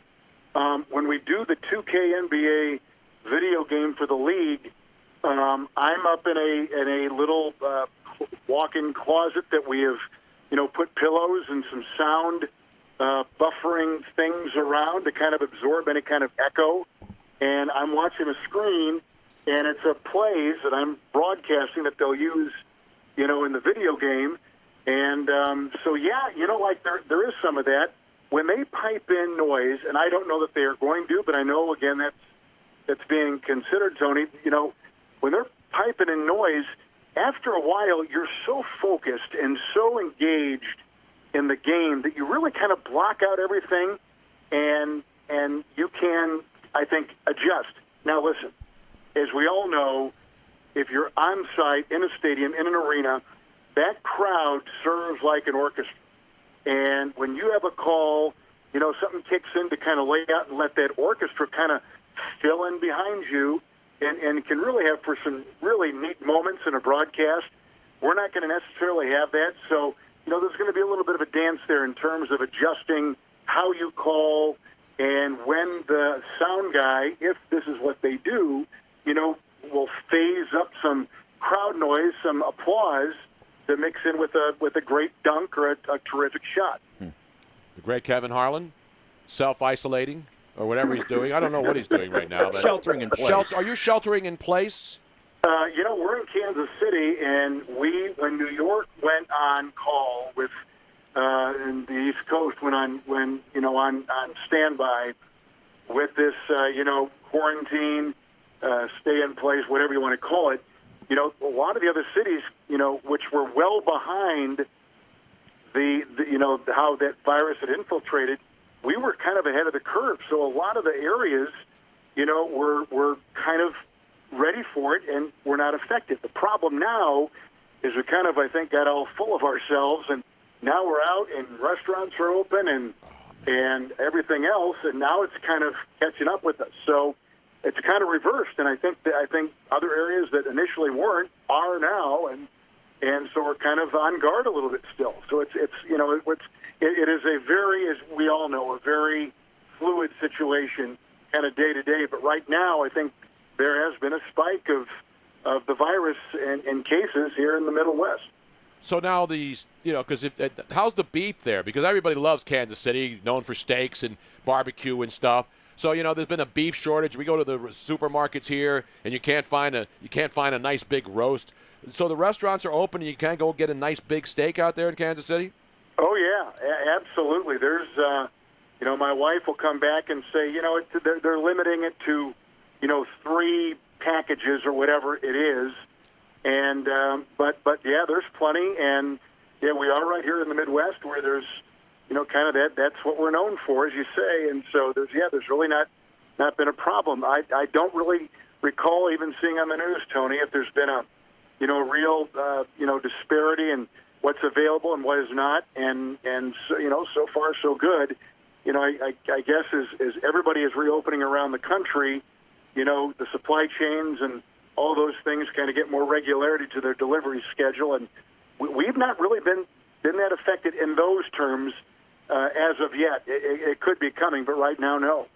I hope Andy Reid's stocked up before this I know. thing, man. I'm worried about it. I'm sure he has a couple of big freezers in his garage. Absolutely. He's probably got a herd of cattle in his backyard and butchers his own. Grass-fed. He might. I know he loves the town and loves the restaurant. In fact, the other night, on one of the very first nights that they reopened restaurants here with a lot of social distancing, our family has been with us for most of these last handful of weeks, and so we all went out to kind of celebrate a chance to go out and get dinner because we've been eating at home like everybody, and so we went out and we're about halfway through our meal, and all of a sudden I see this big group kind of in the distance walking out, and the very last person was Andy Reid. Now, this is a nice steakhouse here in town. Of course. He had the flip-flops, he had the shorts on, and the big Hawaiian shirt. Yes. So he was right at home. Oh, I got to give him a roaring round of applause, man. He's ready for not training camp. So, obviously, Kevin Harlan, who does the NFL on CBS, does TNT, does the Super Bowl, does Monday Night Football. He does everything, man. Yeah. So now let me ask you about the NFL, because I know we had Phil Simms on a couple weeks ago, and everybody's on these Zoom calls. How many Zoom calls have you done, by the way? I think I've done a little over 20 of them, and most have been to universities and their journalism departments, which have tried to get people in the business to talk to their J school kids, communication school kids. So I've had more of those than I can probably count. But I'm not talking about the ones like where you're doing good things for good people. I'm talking about like with the NFL, 50 people on an NFL call, 50 people on an NBA call, where you see all the people in the boxes, and that's how everybody does business nowadays. Well, I've had 2. One was CBS, which was fairly early in the process, and CBS has gone just above and beyond with communication with all of us, because we're all kind of scattered all over the country. Plus, they've got the core of all these men and women in the New York tri-state area. But early on, we had one, I think, had 600 people on it that CBS was conducting. Wow. And people were free to ask questions and everything like that. And then Turner had one about 3 weeks ago, and it was a happy hour. It was a happy hour one, and I kind of joined about 10 minutes late, but they had probably 40 and 50 of us on, mainly the broadcasters, and it got to be a very interesting back and forth, fun, ribbing, joking hour. And so I just kept mine muted, stayed off camera, and just enjoyed the banter back and forth with Charles and everybody else that was on. It was very entertaining. Did you leave your pants on now? Did you take your pants off and leave them on? A lot of people have been caught like without a shirt on or pants wearing on. Shorts or something. Well, shorts is okay, but not having your pants on, that's different. That's really bad. Yeah. Kevin's not that kind of guy. You got to have your drawers on. Yeah, you got to have your drawers on. But yeah, I've always had them on, and I'm assuming my colleagues have had their on too. And if they don't, I don't want to know. Exactly. I would just soon not know that part of it. Kevin, I'm sure you probably saw this already, but Jim Nantz gets started this weekend doing the golf, and I was reading where he's going to be going from his hotel room directly to the 18th tower 3 hours before the broadcast, and he can't even interact in person with his producer, and he's not allowed to drive around in a golf cart around the course like a lot of times they do. They familiarize themselves, crazy. And it's really going to be different.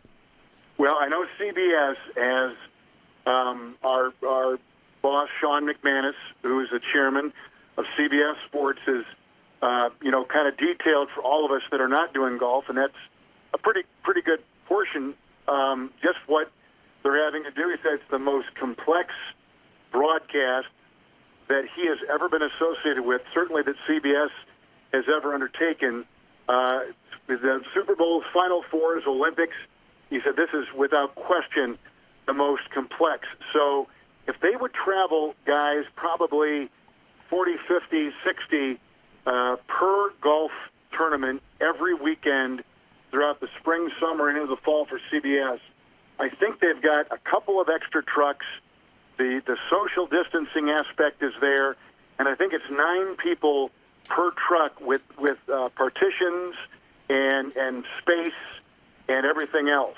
So they've also got a backup crew in 2 different locations, one close to our broadcast center in the tri-state area and one out in Los Angeles with 2 different production crews at the ready in case someone would get sick. And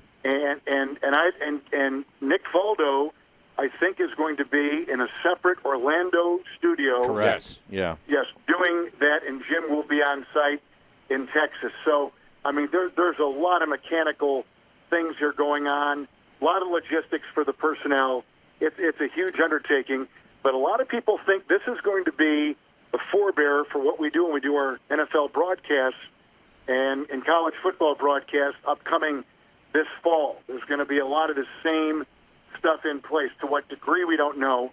My guess is for the NFL, we will be allowed to go to the broadcast booth and do the games in NFL stadiums. I don't know any more than you know, but because it's kind of a quarantined area without a lot of back and forth and people in and out, it may be me and my analyst, and then we'll have a truck, with fewer people, and a lot of the production could be done remotely. I don't know, but these are all things right now I know they're discussing. Now, the interesting thing is that if you are in a booth at an NFL stadium doing a game and a fan runs onto the field, you'll have a field day because it'll be the only fan, and instead of a fan or a cat running onto the field or some of the other classics that you have done during the broadcasts in your career, that could be that'll be at first. Hey, there's a fan in the stadium. How did he get in? How the hell did he get in? And no one's chasing him because they'll have half the security people there, right? Exactly. So and they'll be afraid to tackle him unless they've got the masks on and everything else. You know what? The more I think about these games that the NFL will try to pull off, and hopefully baseball, if they can kind of get their act together, these outdoor stadium events, if done during the day, with a lot of sunshine, which we know affects the virus to some degree. Well, we don't know. Dr. Fauci has changed his mind a couple times on that, so we're waiting for the latest. Oh, yeah? I don't know what it is. I don't know whether to wear a mask, not wear a mask, whether I should keep my pants on, take them off, whether I can step on the Just dry, keep them on. Step on the dry sand or the wet sand, whether I can go out and make out in New York with a stranger, whether I can we have in New York. I'll give you that later. There's no time for that right now. I know that there's a lot of rules in place, and they're changing every day. One of the great quotes, and people on our Twitch stream, one of your quotes is, "He just sucked the gravity right out of the building." Yeah. Remember that one, right? Now, of course, you don't script those things, and that's what's great about what you do, and why you're the best at doing this is because you can't script a cat running out onto the field or some of the great calls. So, what's your most favorite organic thing that you've ever done during whether it's an NBA or an NFL game or any other sport? Well, they've all been organic. I like to say that whenever they've happened, you're so glued into the action, you're so focused that it does happen organically. Now, listen, I've been on the golf course with buddies. I play pickup basketball, wrestling with my kids, or playing Nerf football in their rooms, whatever. And you come up with these crazy sayings like the no regard for human life. That call, that actually I stole from a James Bond movie, Dr. No. When James Bond is having dinner with Dr. No, underneath in his underwater lair, Bond is hearing, as is always the case, right? The villain always wants to tell everybody what he's going to do, right? Especially the hero. So he's telling Bond, and James and Sean Connery's response is, "You obviously have no regard for human life." So when I heard that line, I would use it when I was playing against our son, Nerf football or Nerf basketball, in his room when he was like a little guy. When he was like 2 and 3 years old, he goes, "I have no regard for human life," and I would slam the Nerf ball over his head. So when LeBron did that, and I didn't think I would say that. I didn't, but for whatever reason in that moment, it just kind of popped into my head, and I used the call. So I always like to say this about play-by-play. And all these calls being, if you write something down, it sounds like you've written it down. Yes. But if it happens organically, I always say it's like this. It's like the stone cutter who's trying to crack a big stone in half, and he'll take 100, he'll take 200, he'll try to hammer that thing day after day, week after week, and on the 499th hammer of that rock, it cracks in half, and he knows that it wasn't the 499th crack at that rock with the hammer that broke it in two. It was the 498 hits that made the 499th happen. So what I'm saying is, like, you're so glued into the game, and every play has its own special mark, and it's play after play after play after play after play, and then bang, the big play happens, and you organically, you're ready for it because you're so locked into the play and the call that it just kind of comes out. So the best calls, the memorable calls, are all the ones that are not written down and scripted and timed and all that other crap. It's the stuff that is unscripted. It's the stuff that happens, in the course of the broadcast organically, and so that's why, like I've been on all these Zoom calls, all these journalism schools. I said, never write down the notes. Write down that the kid averages 19 points a game, or that his dad, was a basketball player at Duquesne. Write that stuff down, but don't write down what happens if they win the game or if it's a game-winning shot. What about boom goes the dynamite? What about that kid? That was very natural. That was natural, and that was a moment of panic. That was a moment of, like, holy S, what the hell am I in? What am I going to say? And that was organic. I'm sure it had to be, right? It had to be. No, I think he was a local TV guy, a young kid. I think it was a college station. Yes, I've seen it. Right. I've seen it. And then he does the highlights, and he's really, really droll. Obviously, he's reading a prompter. I think he scripted and boom goes the dynamite. Oh, you know what? I think he did. He was reading a prompter. You're probably right. You're probably right. You're probably right. Well, and that's what happens when, like as we all know, 6 and 11 sports guys. And nothing against what they're doing, but they get a cut sheet. Yep. So, and with all the network, highlight shows, they're not seeing that highlight for the first time most of the time. And Tony, you know this, being at ESPN, they've seen the play, they've seen the highlight, and they come up with these hilarious things. But that is scripted. I mean, a lot of that stuff is scripted.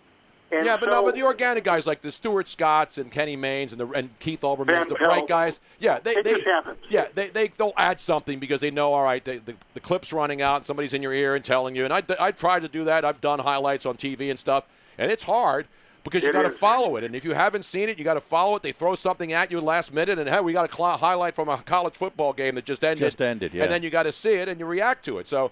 That's the organic stuff of doing it a long time, and that's why I wasn't knocking the kid with the boom goes the dynamite. But the first thing, I think the key is, and I think we'll agree, that you don't try to do the boom goes the dynamite stuff when you're just starting out. You work your way into being comfortable enough to do it. Just get the basics down first, right? Yeah, absolutely. I mean, you've been in the business your whole life, so you know that all it is early on, and I've got a daughter who's gotten in the business and has found a degree of success at a young age, but constantly learning, constantly appreciates the challenges. But I said, well, like in anything you do, golf swing, throwing the football, catching the baseball, you always begin with the basics. And what I love is the Bradys and the Aaron Rodgers and all these guys, these quarterbacks, during the off season, they tear apart everything about the way they drop back in the pocket, their motion and throwing, and they begin from the basics. And Mike McCarthy would tell us this all the time when he was coaching quarterbacks. The first thing you do is you work on the snap and crouching in back of the center. And then when you get the snap, where does your pivot foot go? And then what do you follow that with? And weight distribution, where's your core? And, how is your head and ball carriage? Like that. That's what the great coaches do. Even with the Hall of Fame quarterbacks, they tear it down and they begin from the basics every spring. And most of the greats always do that. So in broadcasting, there are certain things that when you're doing a game, radio different than TV, that you've got to get down in distance.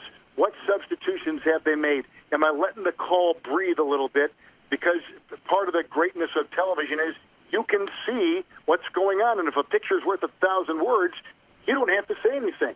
So, it's those kinds of things that you tell these young broadcasters, work on the basics. Don't work on shtick. Work on voice development. Work on getting the basics of play-by-play because skillful play-by-play is an art.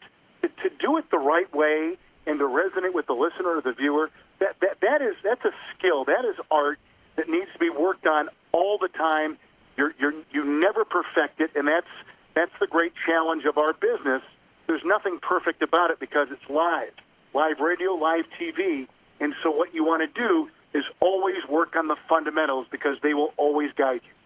Ladies and gentlemen, wow, Bond aficionado, broadcast greatness, does it all. Kevin Harlan. I didn't even realize that. And I've seen every Bond movie, and I don't remember that line. And I got to give myself Dr. No. Dr. No. And Dr. No has got a prosthetic arm. Yes, I know Dr. No. In the underwater lair. In the underwater lair is correct. Underwater lair. Nobody's a bigger Bond fan than me except Kevin Harlan dropping Dr. No knowledge on NBA games. That's phenomenal. And on his own kids. I love it. I used to just say to my sons when I'd play, "In your face, sucker." I was a little different. I grew up a little differently than Kevin Harlan. Get out of my face with that crazy stuff. Get out of my face with that crazy stuff. That was Roger Moore when he was playing Bond and Octopussy. Kevin, it's always great to talk to you, man. Love you. You know that. You're my favorite guy, man. I love you so much. It's so much fun to be on. Love you too, Tony. Thank you. And tell Robin we say hey, and thanks for asking. And by the way, Harry, before we go, Harry wants to know if you can get him on any of the great tracks in the Kansas City area. Every time we have a guest on, he always asks, now, what's your favorite golf course in the Kansas City area? Top notch. I don't mean Munis. He doesn't play Munis. There's an all-men's club, Wolf Creek, which in Kansas City is a terrific track. Hard to get in. George Brett belongs out there. That's the one. That's it. He said, yes, please. That's the one. All right, I'm going to take Harry out there, and you can get him on there. You think you can get him? I know you can. I'll try. No, it's a running joke on this show. Every time we have somebody on, and he knows where the city is, he always knows the great golf courses. And so he asks the guest, hey, do you know anybody at this place? And it's just a running joke. Kevin, good to talk to you, brother. Thanks, Kevin. Talk to you down the road. Thank you, guys. Take care. Be safe. Bye-bye. There he is, the great Kevin Harlan, ladies and gentlemen. Yeah. Great as he. And he just gave like a broadcast journalism class right there in the final 5 minutes. Because we're here to teach the Utes. Yeah. They're the future. And I may write a song about that. I believe the children are our future. That's right. Teach them well and get the hell out of the way, because they're going to go out and do whatever they want eventually. At least you try to teach them well. Exactly. You know what I'm saying? That's all you can do is try. You teach your children well. Right. As Crosby, Stills, and Nash was young with them then. That was the early Crosby, Stills, and Nash was teach your children well. But I don't think Neil Young was part of that. I don't know if he was a part of that Don't let them grow song. up to be cowboys, though. No, you never do that. Oh, what's in the box? Exactly At right. least cowboy fans. We're coming right back. Stick around. We have open lines if you want to talk. And we'll go to the strapper line, too. We haven't had any strapper line action. Robin, what's the matter with you? We'll do that next.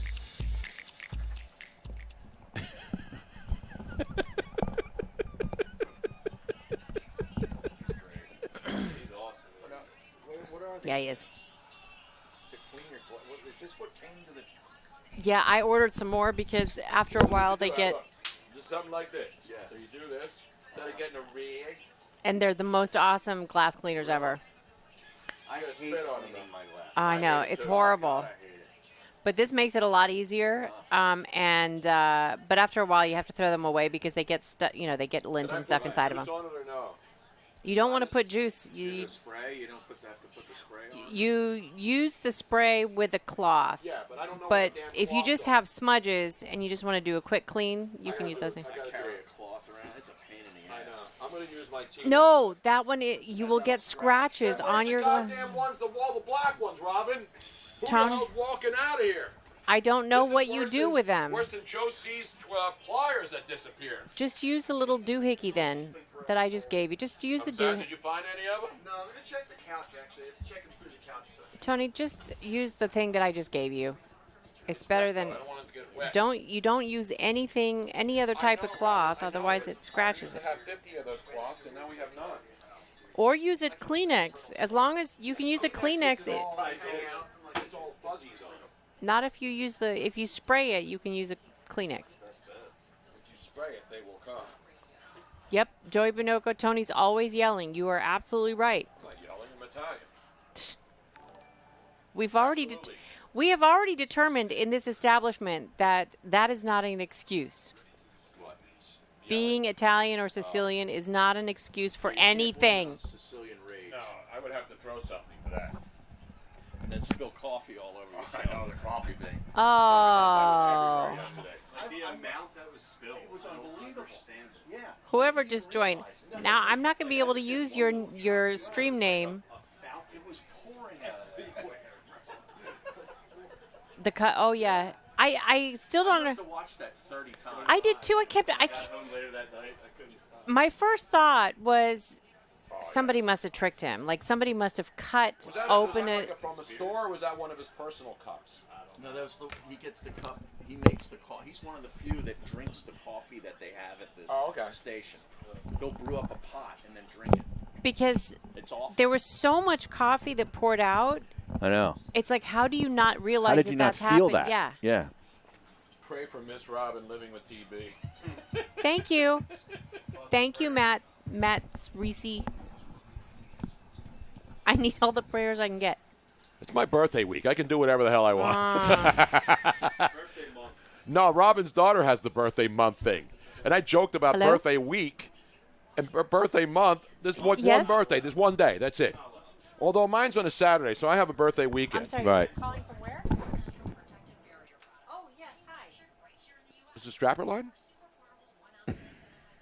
Do we have a strapper call that we want to? Yeah. We got some good strappers on there?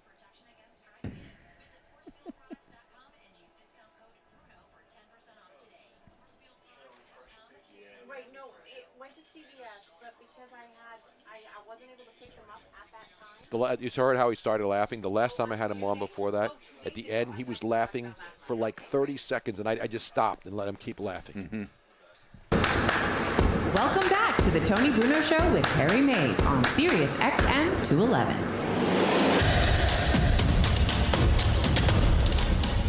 A lot of love for Kevin Harlan on the Twitch stream, Harry.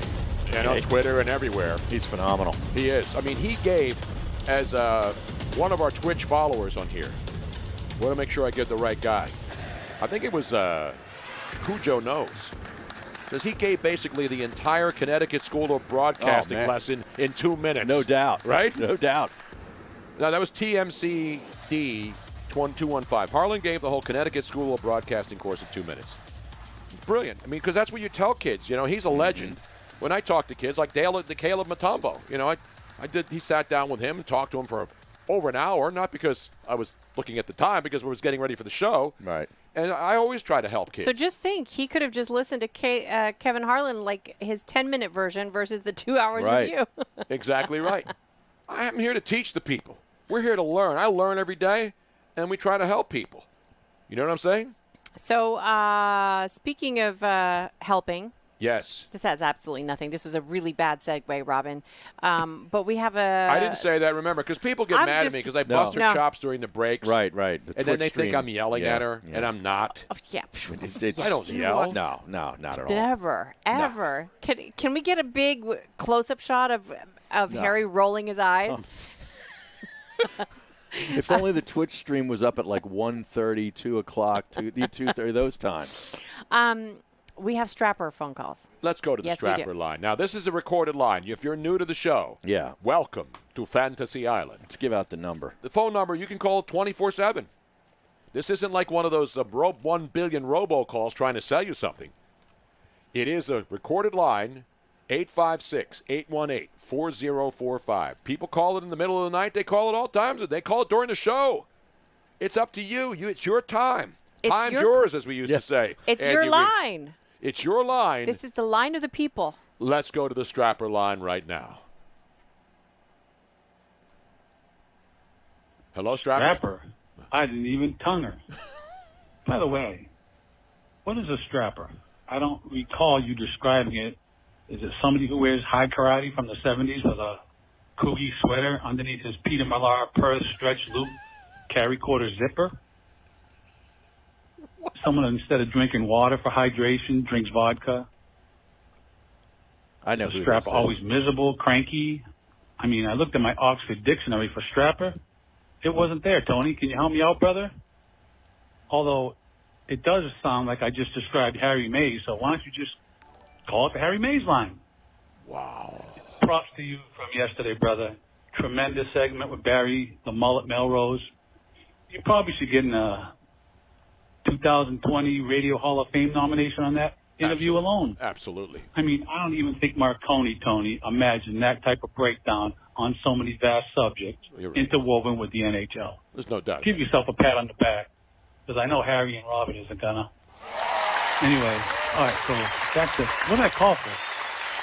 Cut him I off. can't even know what I called you for. Cut him off. Right, what the hell is this? That has to be War Dean in and Peace? Clearwater. That's Yeah, it is Dean in absolutely Clearwater. Dean, 100%. I recognized his accent. Yeah, so It's did up there in the I. Hobbit. Other people in the chat room were saying, "Oh, that's that Boston Yeah. accent. That has to be Dean." Now I'm looking up Strapper here. I don't believe there is an actual Yeah, definition. there is. Yes, there there a- is. There is. There is an actual Urban definition. Dictionary says it is derived in South Philly. Exactly. That's what I grew up calling meaning people. a loser, corny, someone you are embarrassed for because they are corny to the highest level of corn. All right, and we also have another one. Do you want me to play that? Yes, let's go to It's another not as Strapper long. line. Let's go to another Strapper line caller. Hello? Hey, Tony. Yes. I got an idea for the Tony Bruno shop. I truly think this item is needed. I was in a retro game store not too long ago, and I saw Madden 05, 06, and 07, which you were selfishly robbed of the cover. Ray Lewis, Donovan McNabb, Sean Alexander should have been Tony Bruno on that cover. But we could rectify that problem. How? You know how we do that? How? A Tony Bruno Madden cover shirt.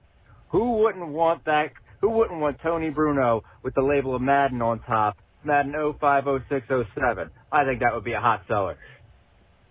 Rack that guy. That's pretty good. That is I a agree. good idea. That's good. See, that's not self-flagellation. I No, don't do no. that to myself. Except at night when I Right. get that thing out and what are the things called? Cat of nine tails, and then you slap your back. Slap your back. Exactly. Yeah.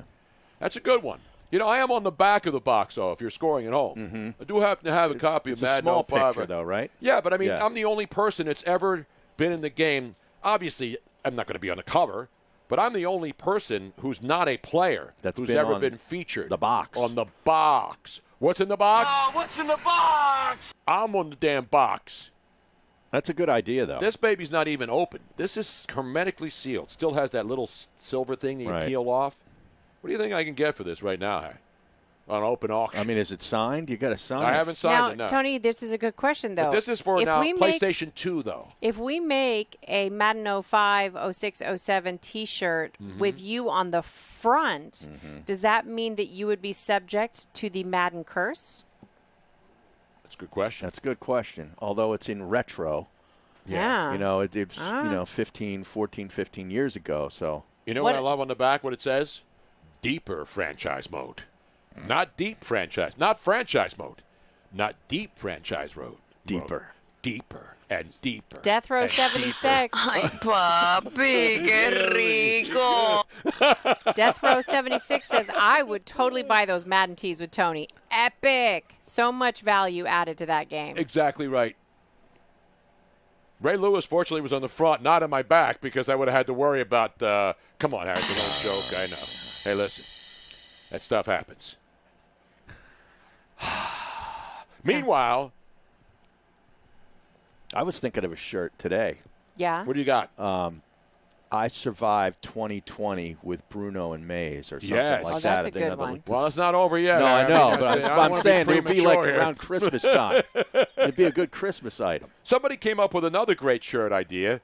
It's a picture of Frank. Now, locally, this would sell big. Rizzo, yeah. It's a picture of Frank Rizzo pointing at the Philadelphia mayor from a statue and ripping him, and you're a crumb bum. Because the crumb bum thing has been going on for a while. That's great. There are crumb bum shirts, which I own. Now, is Mayor Kenny wearing his Eagles mask? I don't even think he's pictured. Somebody No. posted it today, and it's really a hot bottom button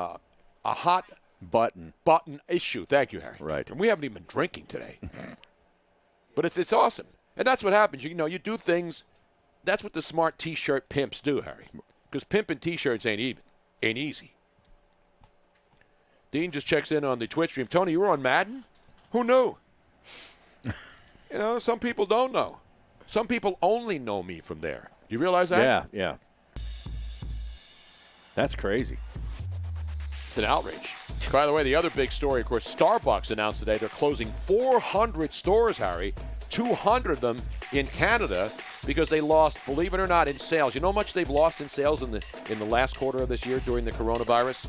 $3.2 billion worth of burnt, overpriced coffee that people were not able to buy. I love that stuff, though, man. Starbucks? Yeah. That's what we brew at home. Not me, man. You should have the coffee that I have upstairs. It's so good. It's all burnt. That Starbucks they burnt in Center City, the coffee actually tasted better after they burnt the store down. Dude, I ain't paying $5 for a cup of coffee, Harry. I ain't paying $5 for nothing. Well, unless I was overseas and in a jungle somewhere, and I would ask you the most important question. What do you get for $5, Harry? That's Anything what I would you want. Anything. That's what you're going to get on this show. Next hour, Jose on What Up Wednesday. What up? In the final hour, it's never happened before. What will it sound like? Will he step up to the plate, yo?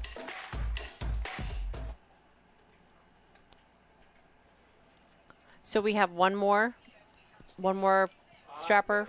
We have two from 8 a.m. this morning, and There's the boom goes the dynamite kid. There he is.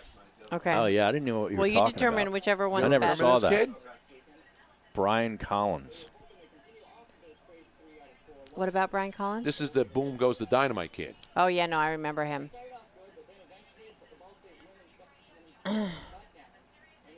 So he's like stumbling over the highlights, and he's trying to do too much. Just do the highlights. And then he just tries to. No, so he's doing BSU softball. Ball State University against Indiana University. I think he's the Caleb Mutombo's got to know this guy. Cardinal baseball down in Louisville. JSC 77. Okay. How many times have you heard that Tony's Italian or from South Philly or from Philadelphia? Come on. Like, if you're going to talk about when you were growing up, part of me is from me being in Europe. Only the... What am I supposed to do? Not talk about it?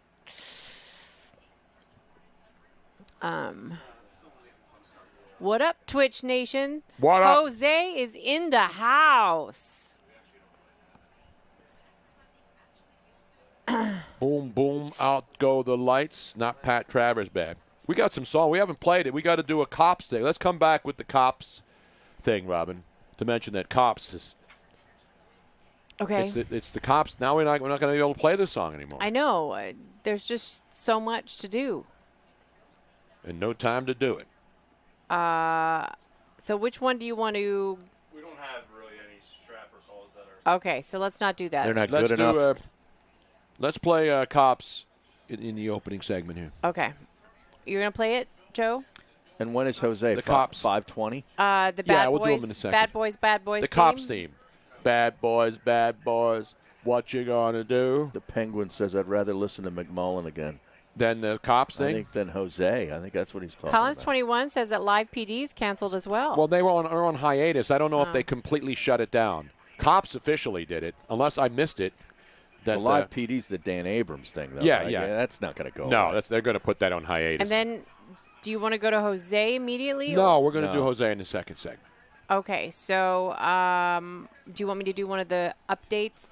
Should we do the sex update? Or do we want beer? Do we want beer? Yeah.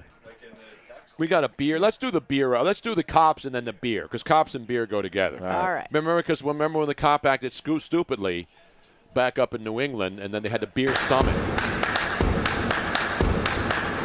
Welcome back to the Tony Bruno Show with Harry Mays on SiriusXM 211.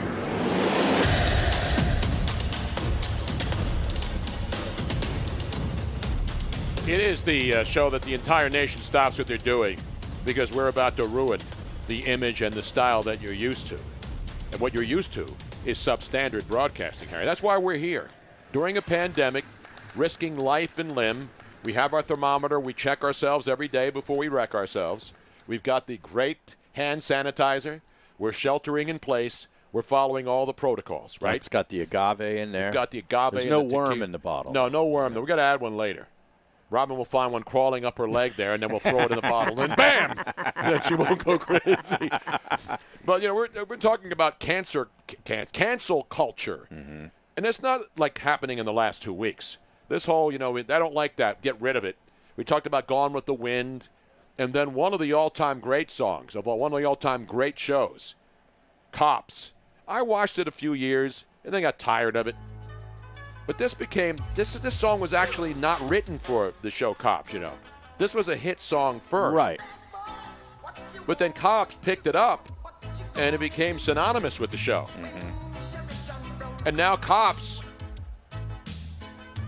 they've been defunded, at least on the television portion of it. How many years? 31 years on the air? Now there's another show, Dan Abrams produces it, that's called Live PD, where they actually do it live with all these different police departments on Friday and Saturday nights. That's the most popular show on television on the weekends.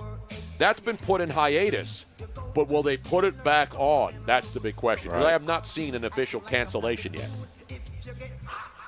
Remember there was that movie that came out, and then now it's back on pay-per-view? There was a movie called The Hunt.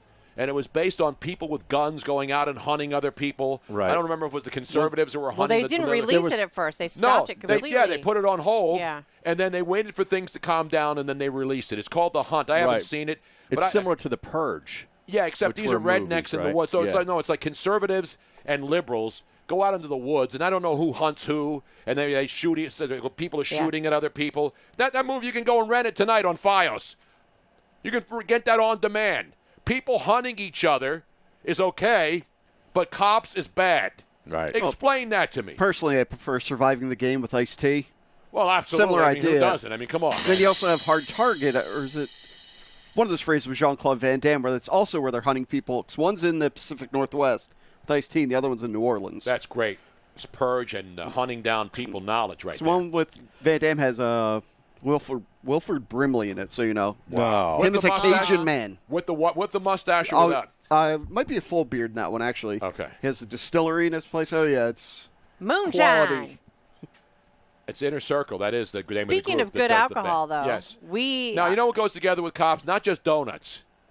Cops and beer go together, Harry. Yeah. Remember we had the beer summit when President Obama that was with up there? Obama, yeah. When he had to go up there and have a beer summit with the cops. Mm-hmm. But you know what's happening right now? Where's that being played? Oh, there's a beer song. Oh, no. Is that a beer song you're playing? That is a beer song, yes. We have the beer song, though, Pat. Are we going for the Irish drinking song? Is No. This is a song we used to play into the night back in the day. Which song is that? No, here, go ahead and pop that one down, and I have the ultimate beer song. We used to play this, and I love this song. And it, to me, is the number one, because there's all kinds of great songs. Tom T. Hall did a beer song. Right, that must have been in the 70s or something. Yeah, I mean, Tom T. Hall, legend. But it's really funny. This song is so catchy, and I apologize ahead of time. It's going to be like It's a Small World. You will be singing this for the rest of the day. Yeah, exactly. Now, you're So going I to play it from the apologize beginning, ahead of time. Robert? Or are you gonna, Yeah, I'm going to play it. Beer, beer, I'm going for a beer. Beer, beer, beer. Hear the lyrics for everybody to be able to sing along if you're watching on TV. like drinking beer. Lovely, lovely beer. And again. Beer, beer, beer. And then it builds up, and then a bunch of guys from 2nd Street come in Mummers gear, and they sing the rest of the song. I like drinking beer. This was in basketball? Lovely, lovely I don't know about. I don't know. I didn't see that movie. And it just keeps growing and growing, growing and growing. And while we're doing the beer song and beer pong, and of course, what's the other thing? The beer funnels and the beer bongs. Beer bongs. Beer bongs. And then they have the gigantic beer towers that they bring in some restaurants. Yeah. Have you seen those? Have you ever polished one of those off? Well, they used to do that at that Rock Bottom place that Rock we went Bottom to. Brewery. Yes. Yeah. The beer towers. That's where I did it. That's the only place I've done it. Exactly.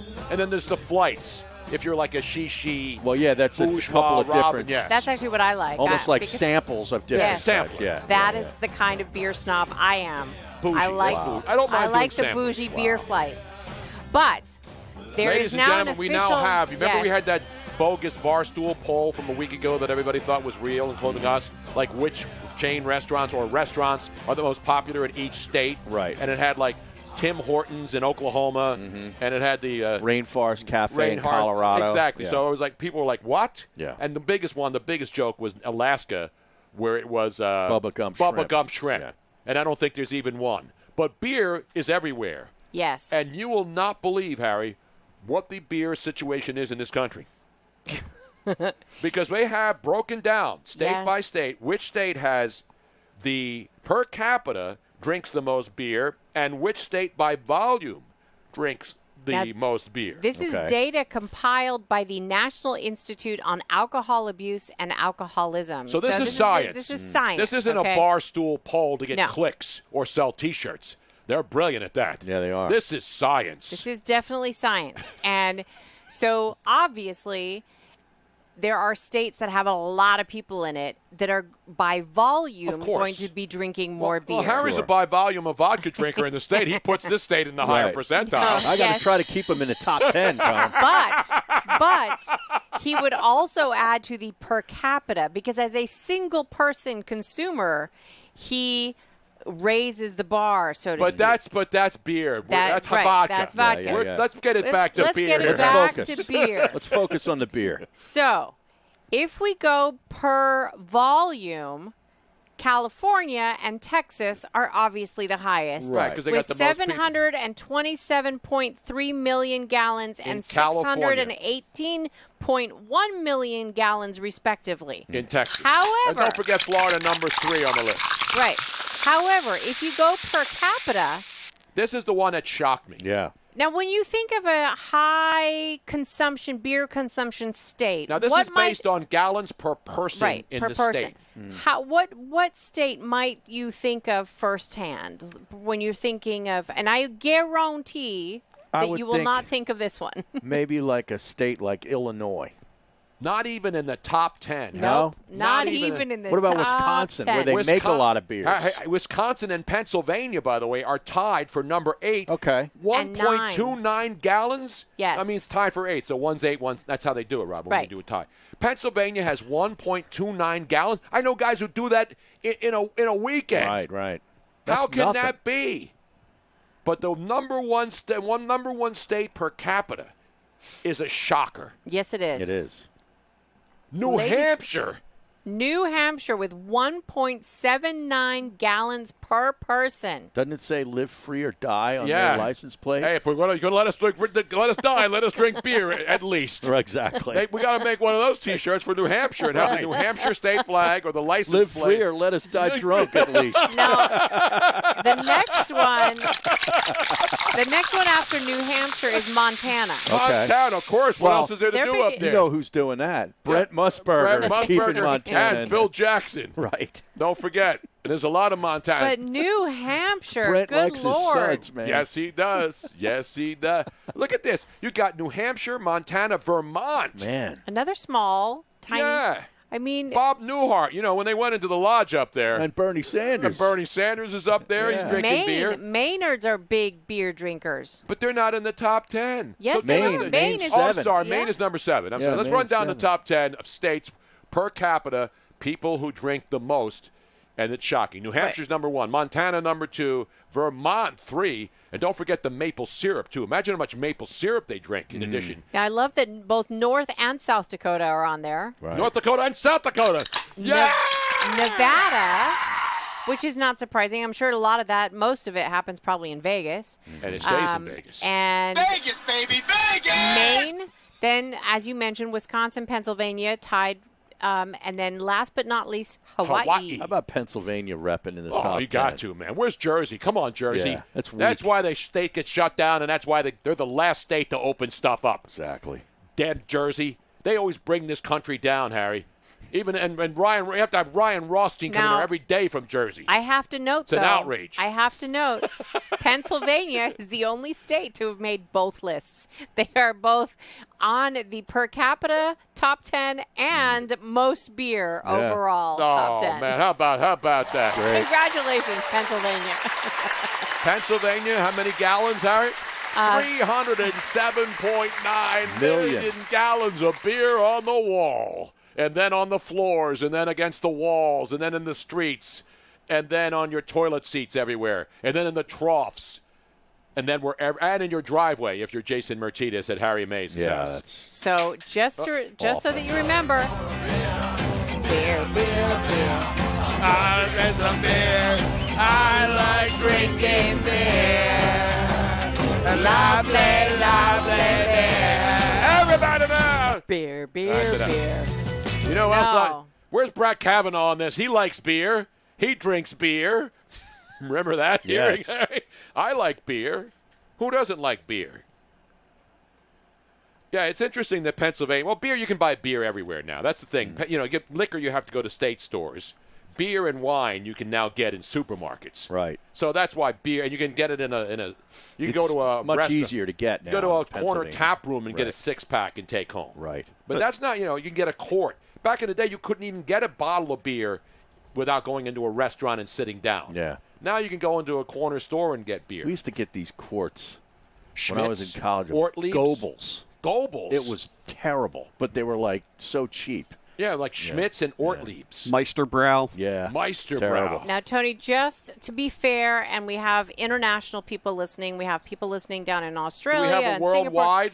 Yes, the let's go 10 worldwide. countries with the highest beer consumption per capita. And, of course, this is in liters, not in gallons, because the rest of the world is smart. No, they're not. Nobody understands what 143 liters The is. Czech Republic is number 1. Right. Does that shock anybody? They got Czech good beer Republic, over there. And good porn, too, hot by girls. the way. Yeah, This good is porn actually, and good here's beer. one that surprised me, Namibia. Namibia is number 2. Namibia, that's fun to say. Austria, Germany, and How Poland. can Germany Actually, and I Austria? have an Austrian talking about it. Milk is for babies. When you grow up, you have to drink beer.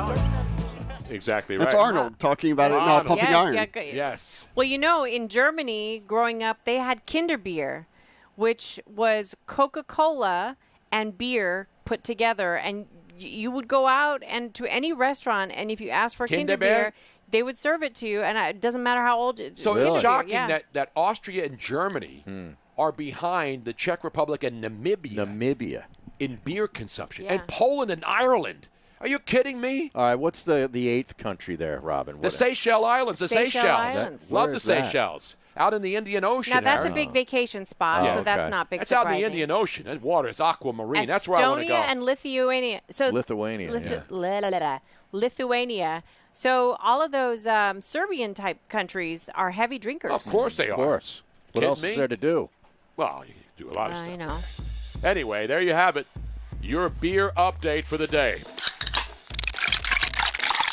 And we're going to have a NASCAR Confederate flag update when we come back. Yes, we will. Plus, Jose from Norristown. You got it all covered. And we'll go fishing with Michael Jordan, too, before we get out of here. Stick around. Big Bill Kennedy 76. What up? Cocaine and beer. What? Cocaine and beer? Who wrote about cocaine and beer? What did I miss? Beer, beer, beer. See? Beer, beer, beer. I like drinking beer. Beer, beer, beer. Did you like that other lovely, lovely that beer? poll, that question? What was the question I showed you earlier? The local station? I didn't see what it was. It was a poll question, though. Yes.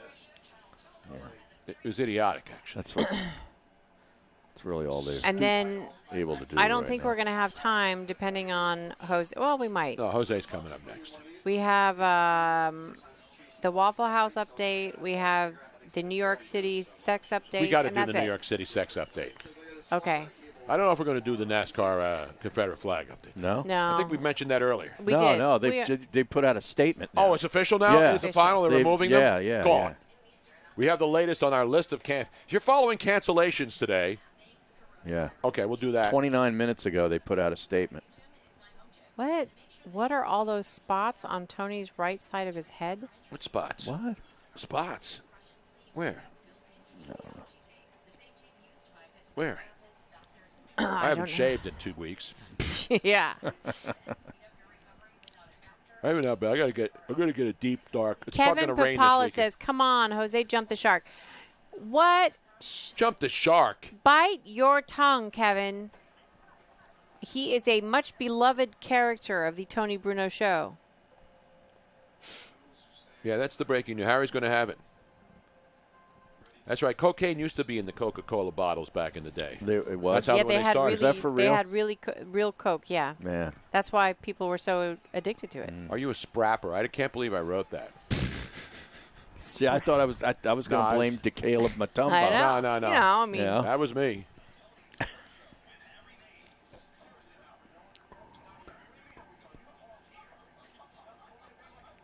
Yelling at Nick Cale. So great. And boom goes the dynamite.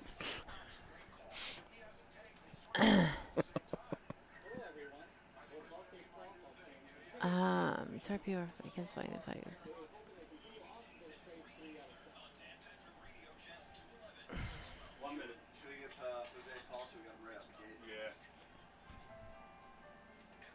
This is the clip here where he's doing basketball.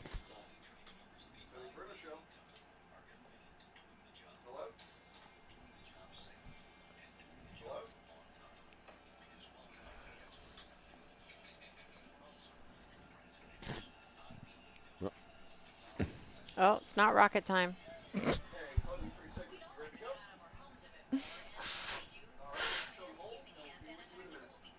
that Jose? Yeah. Got about 30 seconds.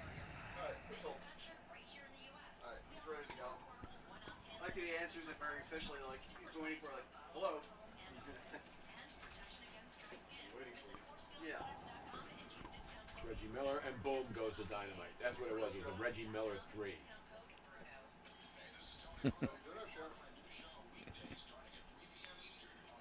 Coming back after this.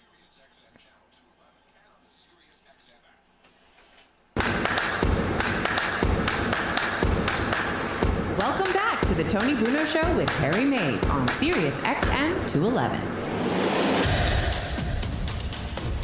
Back here, and we have to. The news keeps breaking, and when it breaks, we fix it. We have late breaking news from the NASCAR circuit. We gave you a lot of NASCAR and IndyCar and all the other motor racing news, but this is now breaking news officially from NASCAR, Harry. Yeah, you talked about Bubba Wallace asking NASCAR to do something about the presence of Confederate flags. Well, they just issued a statement in the last half hour saying the presence of the Confederate flag at NASCAR events runs contrary to our commitment to providing a welcoming and inclusive environment for all fans, our competitors, and our industry. Bringing people together around a love for racing and the community that it creates is what makes our fans and sport special.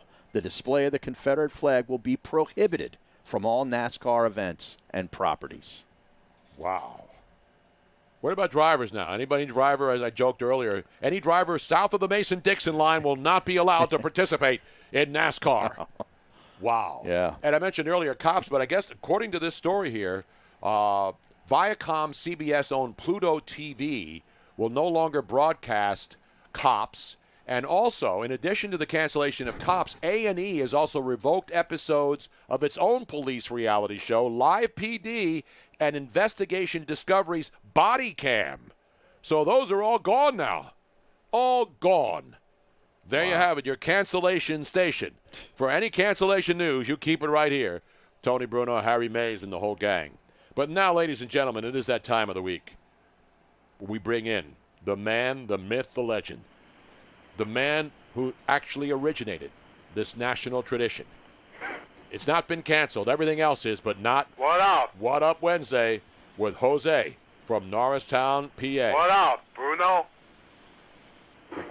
What up, Bruno's? What up, Mays? What up, Miss Wobbins?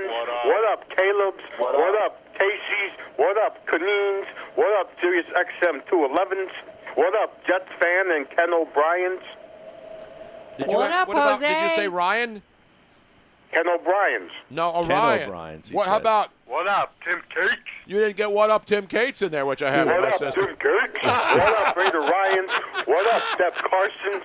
If he drops a what up silk bras, I'm out. Oh, you got. What about Silk Bra, man? What up, Silk Bras? What up, Los Angeles? What up, OC? Don't forget just L.A. You got to go Orange County, too. What up, OC? What up, Southern OCs? You What know- up, San Bernardino Valleys? San Bernardino. San Come on, Bernardino. Jose. Wait, I got to give you one of those already now. boy. I can't believe this early in. Oh, boy. His first stumble, Harry. It happens to the best of us and the worst of us. But you know what? I think that Ryan, rather than it would be better for Jose to call him Rothsteins, Yeah, I agree. right? No, Yeah. Ryan's What up, is good. Rothsteins? It sounds better than Ryan's. All right, Jose. Now you normally would be, have been on the show 2 hours ago. What was it? What was it like to have to wait around It was like rain delay in theater. the bullpen? Yeah. It's kind of like, let me guess, the equivalent of waiting to wrap up the game in the 8th or 9th inning of a baseball game. Mm-hmm. And you get up in the bullpen, you start pounding it really hard. You can hear the catcher's mitt. I could hear Mark Cressy, the old Dodger pitching coach, giving me the throw-in sign, the start warming up sign. Right. Then you got Ron Peronowski overseeing it from the dugout. And don't forget Irish Mike Ryan, of course, the greatest bullpen catcher Oh, of all don't time. forget Johnny Padres, Irish Mike Ryan. Before that, Claude Osteen, back in the 80s. Right. 83 to be exact. And then he gets- pitching the likes of John Denny and Lefty and Charlie Hudson's. And then he gets in the little baseball cap car that they Yeah. run. Remember when they used to do that? I Tony? love the They car. need I to love bring the those bullpen back. cart. Yeah. You know who had the best bullpen cart? I showed you the picture the other day. It was a boat. And it was, for the Mariners. Yeah, the Seattle Mariners had looked like a paddle boat, and they would bring the pitcher out in this gigantic. It was pretty big because Yeah. the bullpen carts would look like baseball caps. Yeah. and they were like golf carts with baseball caps. Exactly. On. Yeah. But the Seattle Mariners brought out the whole damn boat, man. It's great stuff. They got to bring those back. What up, Mark Langston and Gaylord Perry's and Chris Fazio's and Don't forget the big unit, Randy Johnson. Throwing pills up there, man. he's throwing fast, flipping sliders at 90 miles per hour to opposing hitters. And don't forget John Kruk when he gave him the great chin music in the All-Star game. Remember Speaking of that, I might watch the All-Star game since owners and players currently want to piss and moan over how many games a season and money they're going to lose. Well, we had the Tim Kirkshins on earlier today, and What up, Mr. ESPN Legends? exactly right. And he said that he still thinks it's going to be like 48 to 50 games when all is said and done. That kind of reminds me of hockey season in the 94-95 shortened season. Exactly. Right. Listen, I know there's a big gap. It went 114, then it was 50, and then let's do 76. No, let's do 89. And then back and forth they go. You know what that means, guys? Play the Benny Hill music. I don't have that locked in here now. Oh, boy. Oh, you need We that. like it better when you sing it anyway. Yeah, you do Jose. a better job of that. Can you do a little Deliverance too? Isn't that's like a mix between the Benny Hill theme? No, that's not that's a Deliverance. circus, man. That's a circus one. While owners and players scrap along over how many games they're going to play and how much money we're going to lose, we continue to reflect on bringing back We Have NBA and hockey action, yo. That's right. You know- these other two organizations are not fighting over money. You know, we had Barry Melrose on yesterday, Jose. What up, Mr. Bullet? And Did you hear it yet, Barry Melrose, yesterday? I wasn't paying attention, but I heard he was on. Oh, wait a minute, Jose. man. Wait a minute. I should run you right now just because of that, but I won't. Well, I wasn't locked in. What are you yesterday. listening to? Polls about who's the most important athlete? Smarty Jones or what was the other one? Melrose is the guy that coached probably the greatest hockey icon of all time in the great Wayne Gretzky. Exactly right with And you Luke are. Robitaille, and Tony Granato, and Kelly Rudy, and Rob Blake, and Charlie Huddy, and the rest of the Kings of the '93 team. Wow. At least you brought up some great Los Angeles Kings knowledge right there, man. Yeah. But look on the bright side. The only three I can remember is Kelly Rudy, and Wayne Gretzky, and Luke Robitaille, and Tony Granato. And by the way, Thomas Sandstrom played on that '93 squad, by the way, and Dave Taylor, who was near the end of his career. Now, Jose, I have to ask you something. There's a rumor that's being started on the Twitch chat room that you were on with Missinelli yesterday. Is that correct? I was not on with him. Okay, so that was just a rumor. I hate that kind of. See, we Oh, got. see, we don't- that's why I wanted Were you to- responsible for coffee being spilled in a local radio studio yesterday? From according to my sources, there was a coffee spill. I wasn't paying attention to any sort of coffee spilling action going on down City Line Avenue. What were you doing yesterday? I was bunkered in, chilling, gearing up for today, and Gearing up. You needed to prepare for 24 hours? Hell yeah! You don't just come on this show and wing it. I just can't come on the show and not be prepared if I'm not bringing the intensity level that I've been bringing the past 4 weeks. Exactly right, man. You understand what's at stake here. I gotta get my sleep. I gotta get my YouTube in. I gotta get my history in. You know, because we're all in this together, after all, Jose. We bring it to the very end of the show every day. Now, will you be watching the MLB draft tonight, Jose? I got the MLB Network all queued up and ready to go. It's on the ESPN. You don't even have to have MLB right. Network. Oh, great. So it moved to the worldwide leader. That's even better. I think it's going to be on 17 channels tonight. There's nothing else on, so they're going to put it on Right. every channel. I got an even better idea. Try 24 channels of baseball on the major networks. Exactly right. What up, Spencer Torkelson? That's great, Yes, Spencer. sir. That's a great name. It is. If you had a name like It that, is. you should be the number one I overall agree. pick, right? Blue Bloods getting drafted by MLB's great teams like LSU and Vandy and what else? Arizona State. Yeah. Stanford. And don't forget about Santa Barbara out there. UCSB. UCSB, the Banana Slugs out there. Oh, don't forget Long Beach. Don't forget Don't forget the LBC and Cal Dr. State Dre. UC Santa Cruz is the UC Banana Santa Slugs. Cruz is Yeah. the Banana Yeah. Slugs. That is Don't correct. forget Cal State Fullerton. That's Joe. right. What The, up, the Mark Titans. Say? Exactly. UCSB is the Gauchos, I believe. That's exactly right, Harry. Yeah, that's the Big West Conference, man. Right. Exactly. You bet on Big West Gaucho baseball, aluminum bat baseball, Harry, when things are tough, and there's aluminum bat baseball available to bet, and it's Oh, late don't night. forget. Sure. When I think of college baseball, I think of one of those. Bing! The ping of the aluminum bat, no better sound, especially What at a up, riot. Rosenblatt Stadium in hot, steamy Omaha, Nebraska. Omaha.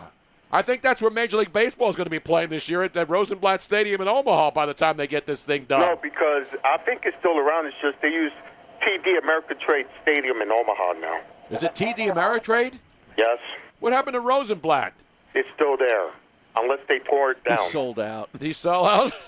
He said, "Hey, give me $10 million, and you can put your name up there. Take my name down. Okay, Yeah. let's make a deal." Did they do a Monty Hall or a Brady? Oh, I don't know. That's a good one. Monty Hall was the best at Let's Make a Deal. Uh-oh. No, that's the wrong card. It's the wrong show. That's the old school Let's Make a Deal theme. Exactly. I know. I don't have Let's Make a Deal. Let's see what's behind door number 2. Oh, it's Rosenblatt Stadium, yo. Exactly right. Now, I don't even know what else to ask Jose today, Harry. You got any questions for him? Well, do you put together a fantasy golf team for this weekend when the sport comes back? Will I build a fantasy golf team? Yeah. If I had to build one, I know who the 3 I'm going to pick right off the bat. Who's that? I'm going, well, Tiger, of course. Well, he's not in it this week, though. I'm going. Wait a minute. Wait, that's got to go for another one of those. No, brother. I'm 0 for 3 with that. Last week, oh, by the way, I got an update. I listened to the podcast of last week. Mm-hmm. What did you think? Now, how would you grade yourself if you were going to give yourself a grade from last week's performance? I'm going to go B+. B plus. That's pretty solid. Yeah, it's pretty. And at least you didn't go A minus. Right. You go A minus. I think there would have been a lot of when people any kind of survey or poll, Sure. people are like, oh no, there's no way. That's too good. Yeah, B he wasn't plus. that good. Now A plus, if you go to an A plus mini market, you better get in there because I think they looted them and they haven't restored all the broken product in there. You know what I mean? I think that hot dog is still going around though. From 2 weeks ago, nobody wanted it. Even looters didn't want that hot dog. It spins around on that little grill. Yeah. It goes around and around and around and around. Oh, and around. guess what's on 30 for 30s this week, boys? Oh, the McGuire Sosa? Just keep it continue the same thing. Just keep it continue the same thing. Just keep it continue the same thing. You know what I say? You know what I do? When I watch 98, when I watch that 30 for 30 Sunday, I'll be hopping around like Sammy Sosa every time he hits that home run trot when he launches one to the Waveland Avenue. Now, will they cut out the cork bat exploding when he was at the plate stuff? I don't know. That's the good folks of the worldwide leader to have that question to be answered. There's no way you can cut that out. That's a whole part of that whole era of guys hitting 100 home runs. Oh, there it is, right there, man. I love There that goes the ball leaving the Rosenblatt Stadium to left center. Yes! Did you hear Kevin Harlan today speaking of great calls and great guys who make great calls? Shot right between the eyes. Did he say that one, Kevin Harlan? Yes, he did. Yeah, he did. I don't remember that one. He said that during the NBA playoffs a lot when somebody makes a big shot. Not from way downtown. He's probably taking that one out of his lexicon at this point, too. Exactly. He's got to watch another James Bond movie to get a good one. I did not know. And I remember, Jay, I watched Dr. No during a James Bond festival. I watched Live and Let Die. Love that. I love all the Bond movies, man. I'm a Bond What guy. about Paul McCartney's? That wasn't one of my favorite themes, though, Live and Let Die. I didn't like the Wings. What about, That was Wings. That wasn't just Paul McCartney. What about The Spy Who Loves Me with Carly Simon? That was pretty good. Somebody knows it better. Makes me feel bad for the rest. Was that one from the movie? Yes. Carly Simon, yo. I know that's a Carly Simon song. That's from James Bond. But I didn't know that was a James Bond song. Wow. That's the name of the movie. I know. Okay. That's a huge loss, Miss Robin. Yes, it is a huge loss. Jeez. I know. No, you know, the two, there were two Duran Bond themes, but you know who had two other Bond themes? There were several artists who had two Bond themes. Okay. Nancy Sinatra did two of them, believe it or not. Really? Oh. Duran did two of them. Tom Jones did two of them. Mm-hmm. And then there was one other person, Shirley Bassey. Okay, now did that two name of them. I know, yeah. She did Goldfinger, yeah. and Thunderball, I believe. No, Tom Jones did Thunderball. Okay. But I got to look at the other ones because I'm doing this from the top of my Now, head. was the Dr. No, was that a Roger Moore? No, that was Sean Connery. That was one of the original ones. That was Connery. That was original James Bond. Okay. Not Gold Bond, medicated powder. Shaq will have that in our next commercial break. Oh, and by the way, Goldfinger was Connery, too. Oh, yeah, he did all the original ones. He did the first, 10 of them. Mm-hmm.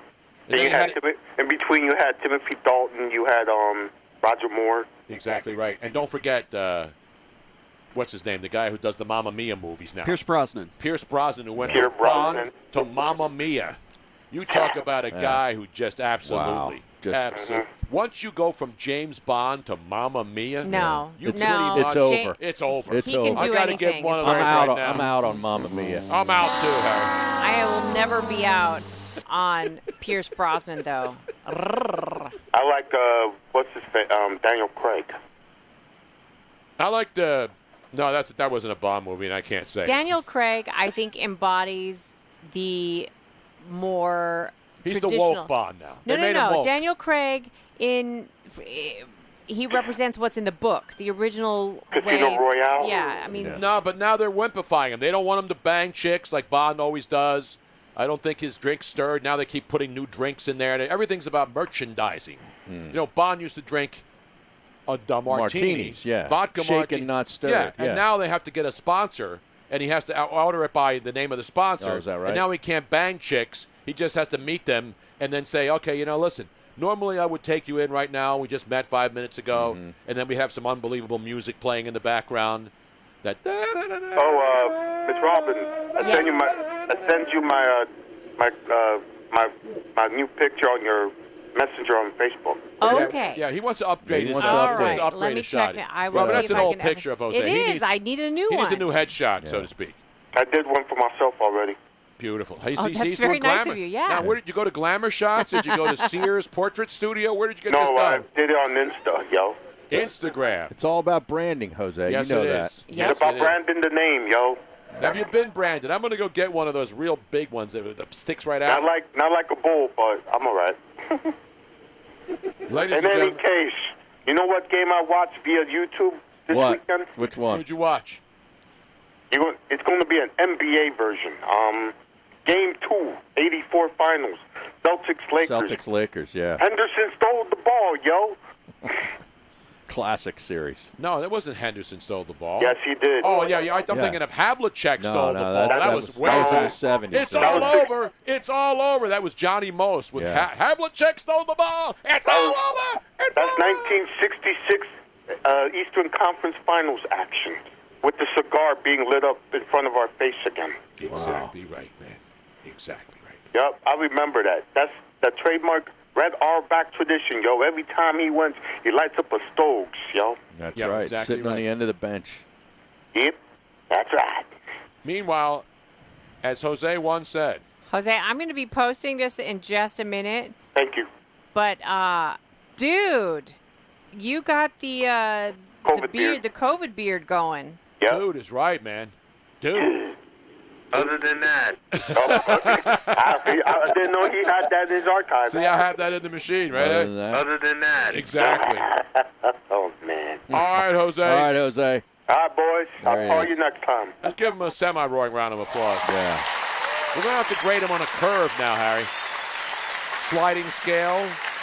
We use Common Core math to figure this one out. I think he just really needs to be out of the gate. That's I what like really him is. better in the first hour he's, of the show. He's ready to go Yeah, at I first agree. hour, and then, I agree. We're getting a C He loses pluses intensity across the having to wait board. around. We're getting C pluses right now, Harry. Yeah, C plus is B minus. I'd go for a D right now myself, but I like not just big butts, but I like Right, double full, I like a Ds, full body woman. You know what I'm saying? Exactly. You know what I'm saying?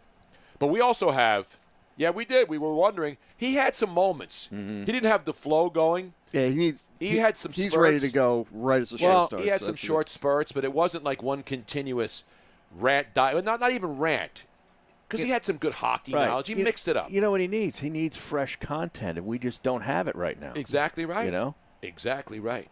He's a leadoff guy. He's a 1 or 2 hole hitter. Mm-hmm. He's not a guy that's going to be batting 8th, and then you expect him to go up there, and hit a 2-run homer to win you the ball game in the bottom you of the just ninth. walk him to get to the pitcher. Exactly. All right, folks. I know that he's not on anymore, but I just wanted to share with you the photo that he just sent me. How about there that? it is. Oh, man, I like Dude. that. I'm liking Whoa, that, baby. look at that. You better not go to an airport anytime soon, Jose. I know. Jose, That you need beard to is out of trim that. control. I mean, there's one thing about No, that's getting straight gangster right there. That is straight gangster. trim it up a little on the side, shape it at least. I got a neck beard going here, too. You like and it? I don't like that one either. Neck beard, man. No, that's not good. Gotta I get don't like rid it of that. either. But it's past the itchy stage, so it doesn't Yeah. bother me now. It's the initial when it first starts growing down there. Mm-hmm. I'm going to let it go all the way down my chest and all the way down. Down, down, down. And all the way around. We got to do the so we told you about NASCAR, and we told you about the beer and the Starbucks. But did you see the other story, Harry, that we were going to talk about today? That's sex in New York. Oh, yeah. Should we wait for that, or should we do that right now? I think we can wait and do all the stories to end the show. Yeah, let's do that. Take a break early. Let's take a break, and when we come back, we've got a bunch of unfinished business, Harry. Right. Michael Jordan. We got a Michael Jordan fishing update. Right. We've got a sex in New York City During COVID. Yeah, how to have Update. sex. It's coming. Weekend's coming up. My birthday weekend. If you're gonna have birthday sex, you better understand the rules.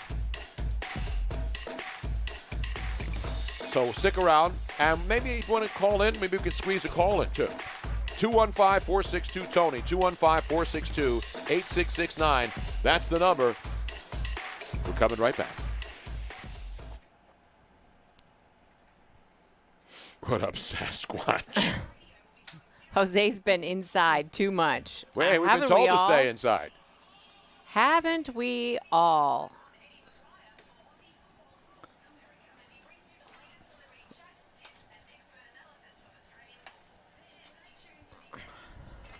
So as far as I know, folks, tomorrow is going to be the drop-off, the food drop for the original hot dog factory. Place? Dogs. Hot dogs. Dogs. Hot dogs. Oh, I got to get my I Love New York music up.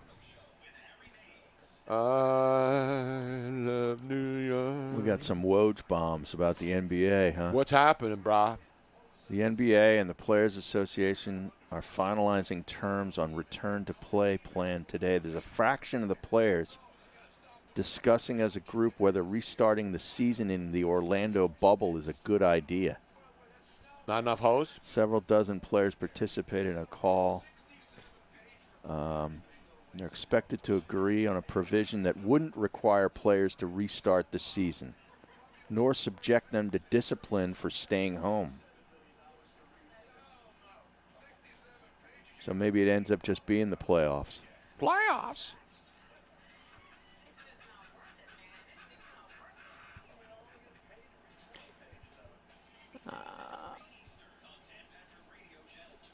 Uh-oh. Jody Mack just put out his top 10 greatest Philly athletes of the last 50 years. Is he doing a shift on IP today? No. He's got Schmidt number 1. Of all time? Baseball bias right there. Of all time? Yeah. Julius Erving 2. Oh, this is not just you mean Philadelphia, not just Phillies. I thought you said No. Phillies. Steve Carlton, Reggie White, Bobby Clark, B-Hop, Iverson, Barkley, Joe Frazier, Brian Dawkins. When are you putting yours out, Tone? My what? Your top 10. On my deathbed, I think. This way I'll be able to know if I had last. It will be my last poll. So you'll be under your deathbed, 610-632.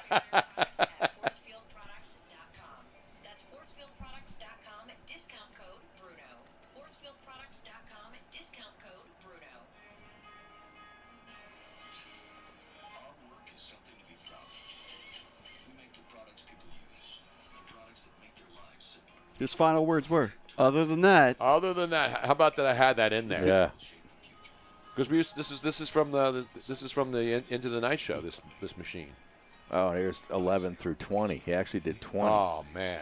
Bernie, Moses, J-Roll, Billy Barber, Chase Utley, Ryan Howard, Kurt Schilling, Mo Cheeks, Eric Allen, and Mark Howe. Just got a tweet. Michael McBain, where is he? In Alden, up there in Delco, Alden, Delaware County, said just found Tony Bruno show on Sirius and dying laughing, listening to Jose again. What up, yo?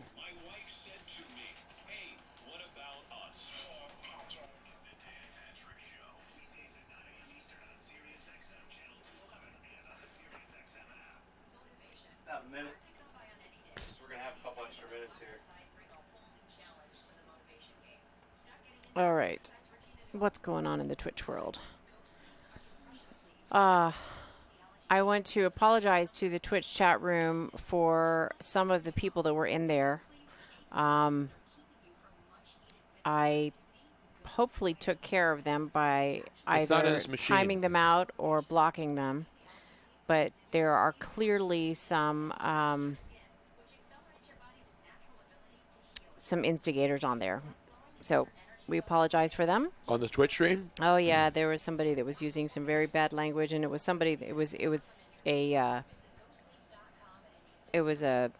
instigator, not a fan. It was just somebody that was randomly coming on there. And Did we block that sumbitch and have him killed, skinned? I did. I think I took care of him, but I do appreciate it when people, because I don't always see it right away. So let me know. Welcome back to the Tony Bruno Show with Harry Mays on SiriusXM 211.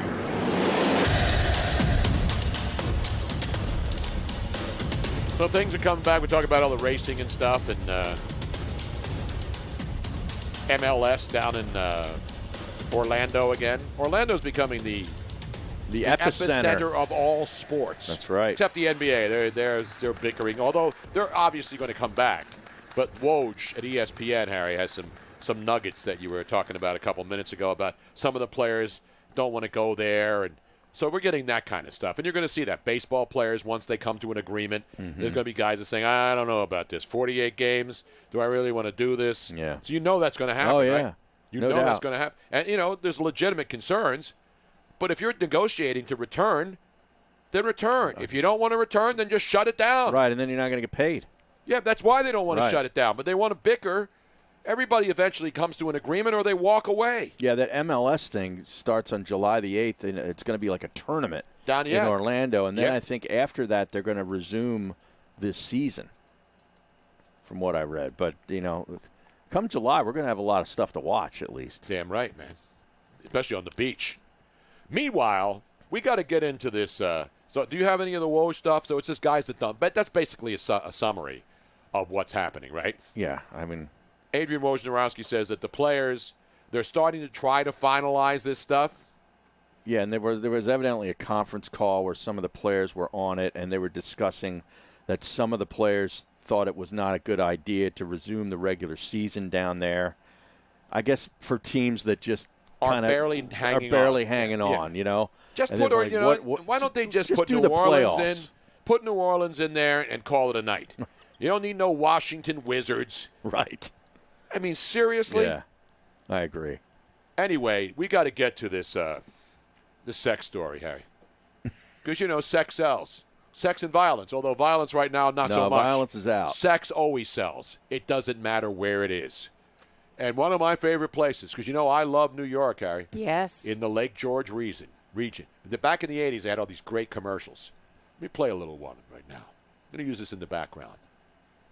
Love it. They did a lot of Broadway ones. And they shot with 16-millimeter film. This is back in the day. They weren't using digital stuff. They were using 16-millimeter. And let me play this now. Can we bring it up now? God, I can remember these. And I love New York when I'm going up there to have some sex with some strangers, or maybe not with a stranger, maybe with my loved one. Let's go to a sex hotline and a woman who once did sex phone calls on a special 900 number before she found legitimate work here on the Tony Bruno Show, Miss Hey. Robin. Who says I'm still not doing those? I need to make a little extra money in this time, Hey, Tony maybe we'll Bruno. have a separate call-in line, not the strapper line. How about the strap-off line? You know what I'm saying? Call Miss Robin. All right, let's get it back to the damn sex in New York, please. All right. Not Sex in the City. Isn't that where it was done in New York? Yeah, of course. Uh-huh. See what those broads started? Now, as you well know, Tony, there have been all sorts of information given out for the COVID-19 safety. And this is mostly about going out and about and socializing. No, but this is about even having sex with your your partner. What happens if you want to do more than just socialize, Tony? This is a 15-page report from Yes. New York. So give me This is long, Give me but- the meat and potatoes. So Well, to yeah, speak. you two-sided. You even highlighted. I some of highlighted them. it Yes. for you, Robin. So stop going all over the place. I Give just me the want to give me make the juice. clear, this is the riffing and official, start reading. This is the New York City government health guidelines for how to have sex during All right, I need to know COVID-19. here. I'm planning on going up there this weekend. Are you taking notes here? I don't need notes. I actually helped them write this. All right, let's go ahead and do this now. Now, number one, know how COVID-19 spreads. We all know that. We all know that crap. So let's skip Except right that to changes every 10 Yes. days. Let's Okay. skip right to number two. Have sex only with people close to you. People close to you. You mean like people you know that close to you? That's Well, the way or I see it. somebody who's standing close that's to you? questionable. If somebody's 6 feet from you. Here are some Yeah. bullet points of said direction. Yes. You are your safest sex partner. That's Exactly. right. If you don't have sex with yourself, Right. you don't know how to take care and please yourself, then you got to please yourself. I You think need Ricky to Nelson know sang that how one. to do it yourself. Otherwise, it's just no good. So it's to please yourself. You have to have like sanitizer and gloves and all that other Nope, stuff. nope. You need nothing. No protection, no nothing if you're doing it with yourself. It's Right. fabulous. Now, the next safest partner is somebody who already lives with you. So, Well, what fun is that? I know. You can do that anytime. You can do that anytime. I mean, we got to get outside and get Thought some we're going to strange. New York We got to here. get some strange Now, here. You know I what I'm love saying? how they have to point out that even under that only means if it's consenting. Like if you have somebody that's living with you and they Right. don't consent, Right. then nope. That's typical. They No don't- means no. That's No typical. means no. The ones that live with you don't consent. Right. I'm talking about going to New York on an expense account, a hotel room. Let's Exactly. go. Right. The No, whole- no, the whole okay. nine. So if that's what you're going to do, you should limit close contact with anyone outside of your household. Now, then you need to bring that little thermometer around with you, check Yeah. them out, make sure that their The temperature is okay. Is copacetic. I love this one.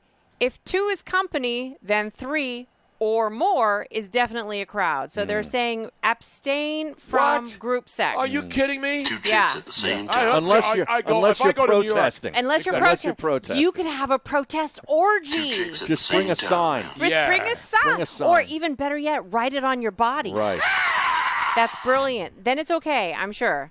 If you're Play going Action Reel says now, that's okay because the thermometer is part of my foreplay routine.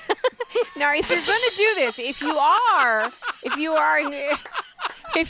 going to go and have group sex, it says that you should only go with a consistent sex partner. So bring your Now you come on, you can't bring your wife one night. Orgy! Yeah! Everybody's gonna get laid. And As then- Rodney Dangerfield said in Caddyshack, And then right? I Hey, lo- everybody! I love so I'm going to interpret this for you. It says pick larger, more open and well ventilated spaces Right. if you're going to do that. So that means have sex outside. How about an ventilator? If I That could get means one from the governor if you're of New gonna York. have an orgy, do it outside. Do it in Central Park. In a big vent. That's my. But you should still wear face coverings. So I'm that's gonna have an orgy with a that's- face covering. No. Well, if yes, you bring your eyes dog, wide make sure he's on a leash. But Okay. so, in other words, they are encouraging the eyes wide shut type Yeah. of Okay, I'm orgy with cool mask with that. on. That's cool. I That's could, cool. I could Yeah. swing that, so to Yeah. speak. So, Great. and then bring alcohol-based hand sanitizers. So the tequila, No, just gonna- bring alcohol. just bring alcohol. Lots of Smear it all alcohol. your guy. Okay. I'm gonna put some on right now. This story's making me feel dirty. Yeah. It says here now. Here's I will skip some of the other ones for time. Give me time down reasons. to the Let me- nitty-gritty. Now here's number 4. What? That's right. This is the most important and the heavy duty. If there are small children around, I suggest you cover their ears. Earmuffs. This is not safe for work. I think they already changed the channel. And I'm telling you that this is from the New York government. So I'm not This saying is not anything made out up. of this is not made up. I'm not saying anything out of turn. Got it directly off of But their you have website. we have a necessary sound to add to this one particular thing that we have to play here. Oh yes. Jesus, Robin, this is a on. 3-hour show. Jesus. But I have a hard time You're just doing killing 3 my buzz. things I at was the all same excited. time. I have to give you one of these right now. Now, I mean, if we're going to have an orgy, do it outside at least.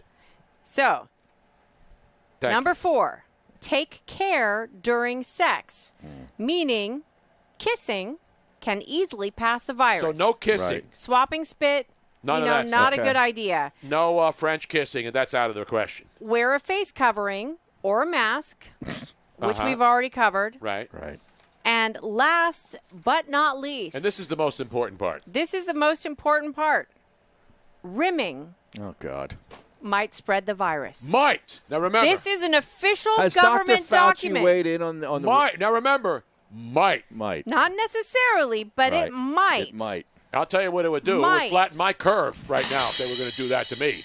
But, that sounds like it's really disgusting, and it is, unless you like it and unless you feel safe. And But then that's, let's this is something that's been said by a man who's in charge of the most popular Right. franchise in the National Football League. No.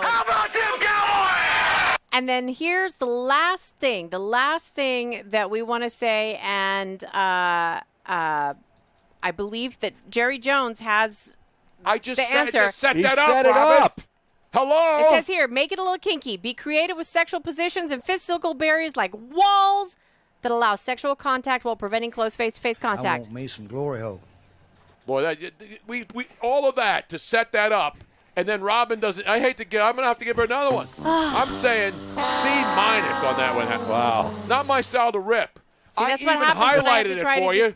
When you hand it, Is it highlighted? Maybe that It is not highlighted. Maybe that update would have been better in the first hour of the show. I had to find it.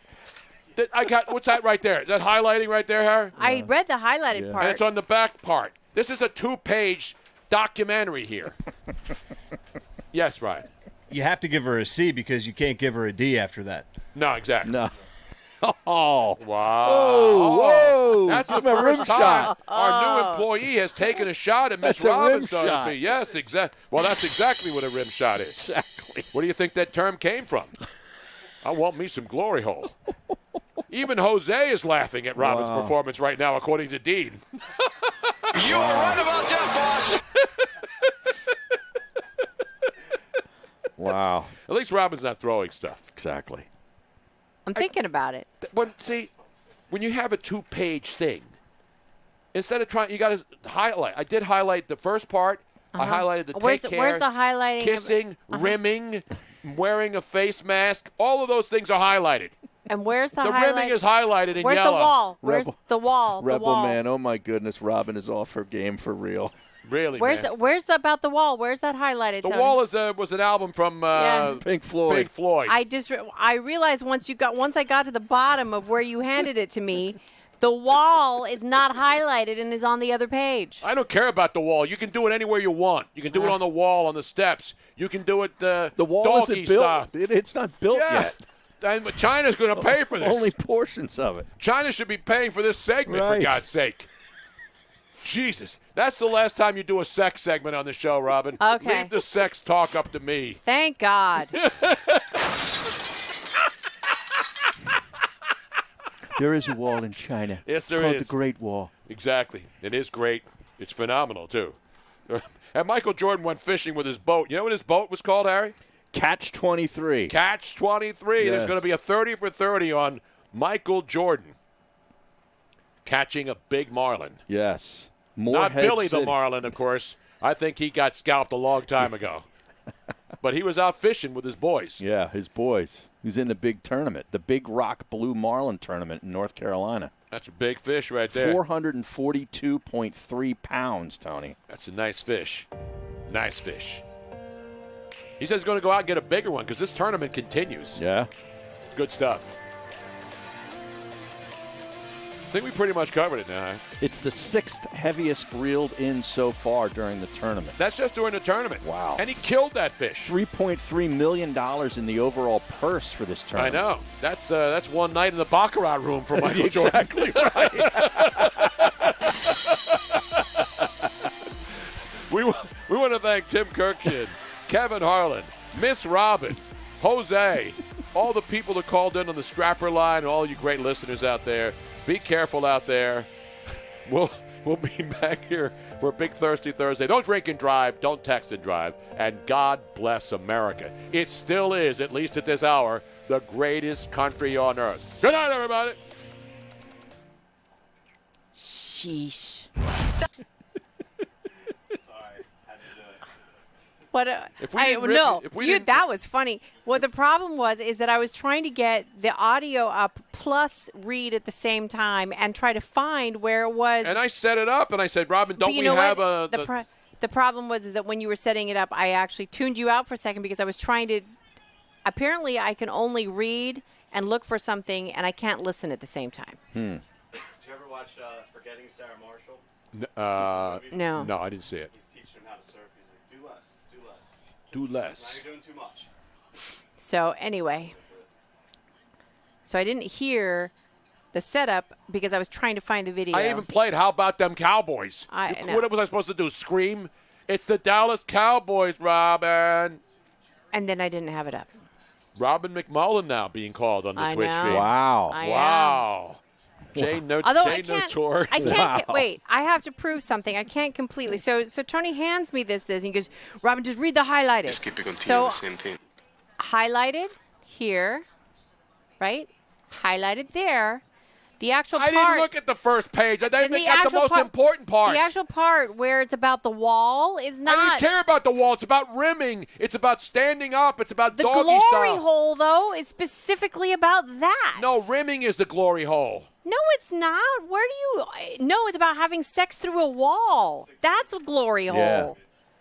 Yeah, Belladonna made it very famous. See? In the, boom, in boom, the 90s. boom. I was right. That's what I was looking for because I know what a glory hole is. Yeah. Damn it. Oh, Yeah. good. That's Belladonna, man. She saw the future. All right. Just making sure we all understand each other. Get some facts and come back and see me. Who doesn't love a good glory hole argument? What don't Thank you you, Caleb. understand? Exactly.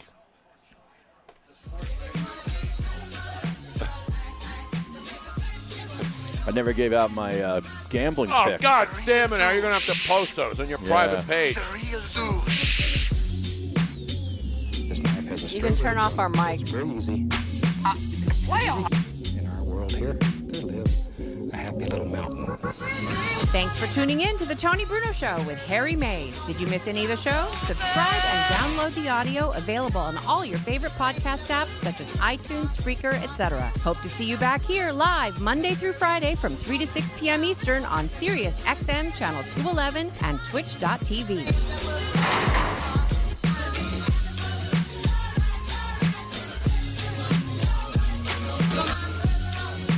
Did you make it break?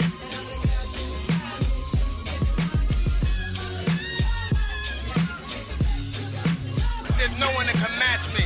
My style is impetuous. My defense is impregnable. And I'm just ferocious. I want your heart. I want to eat his children. Praise be to Allah.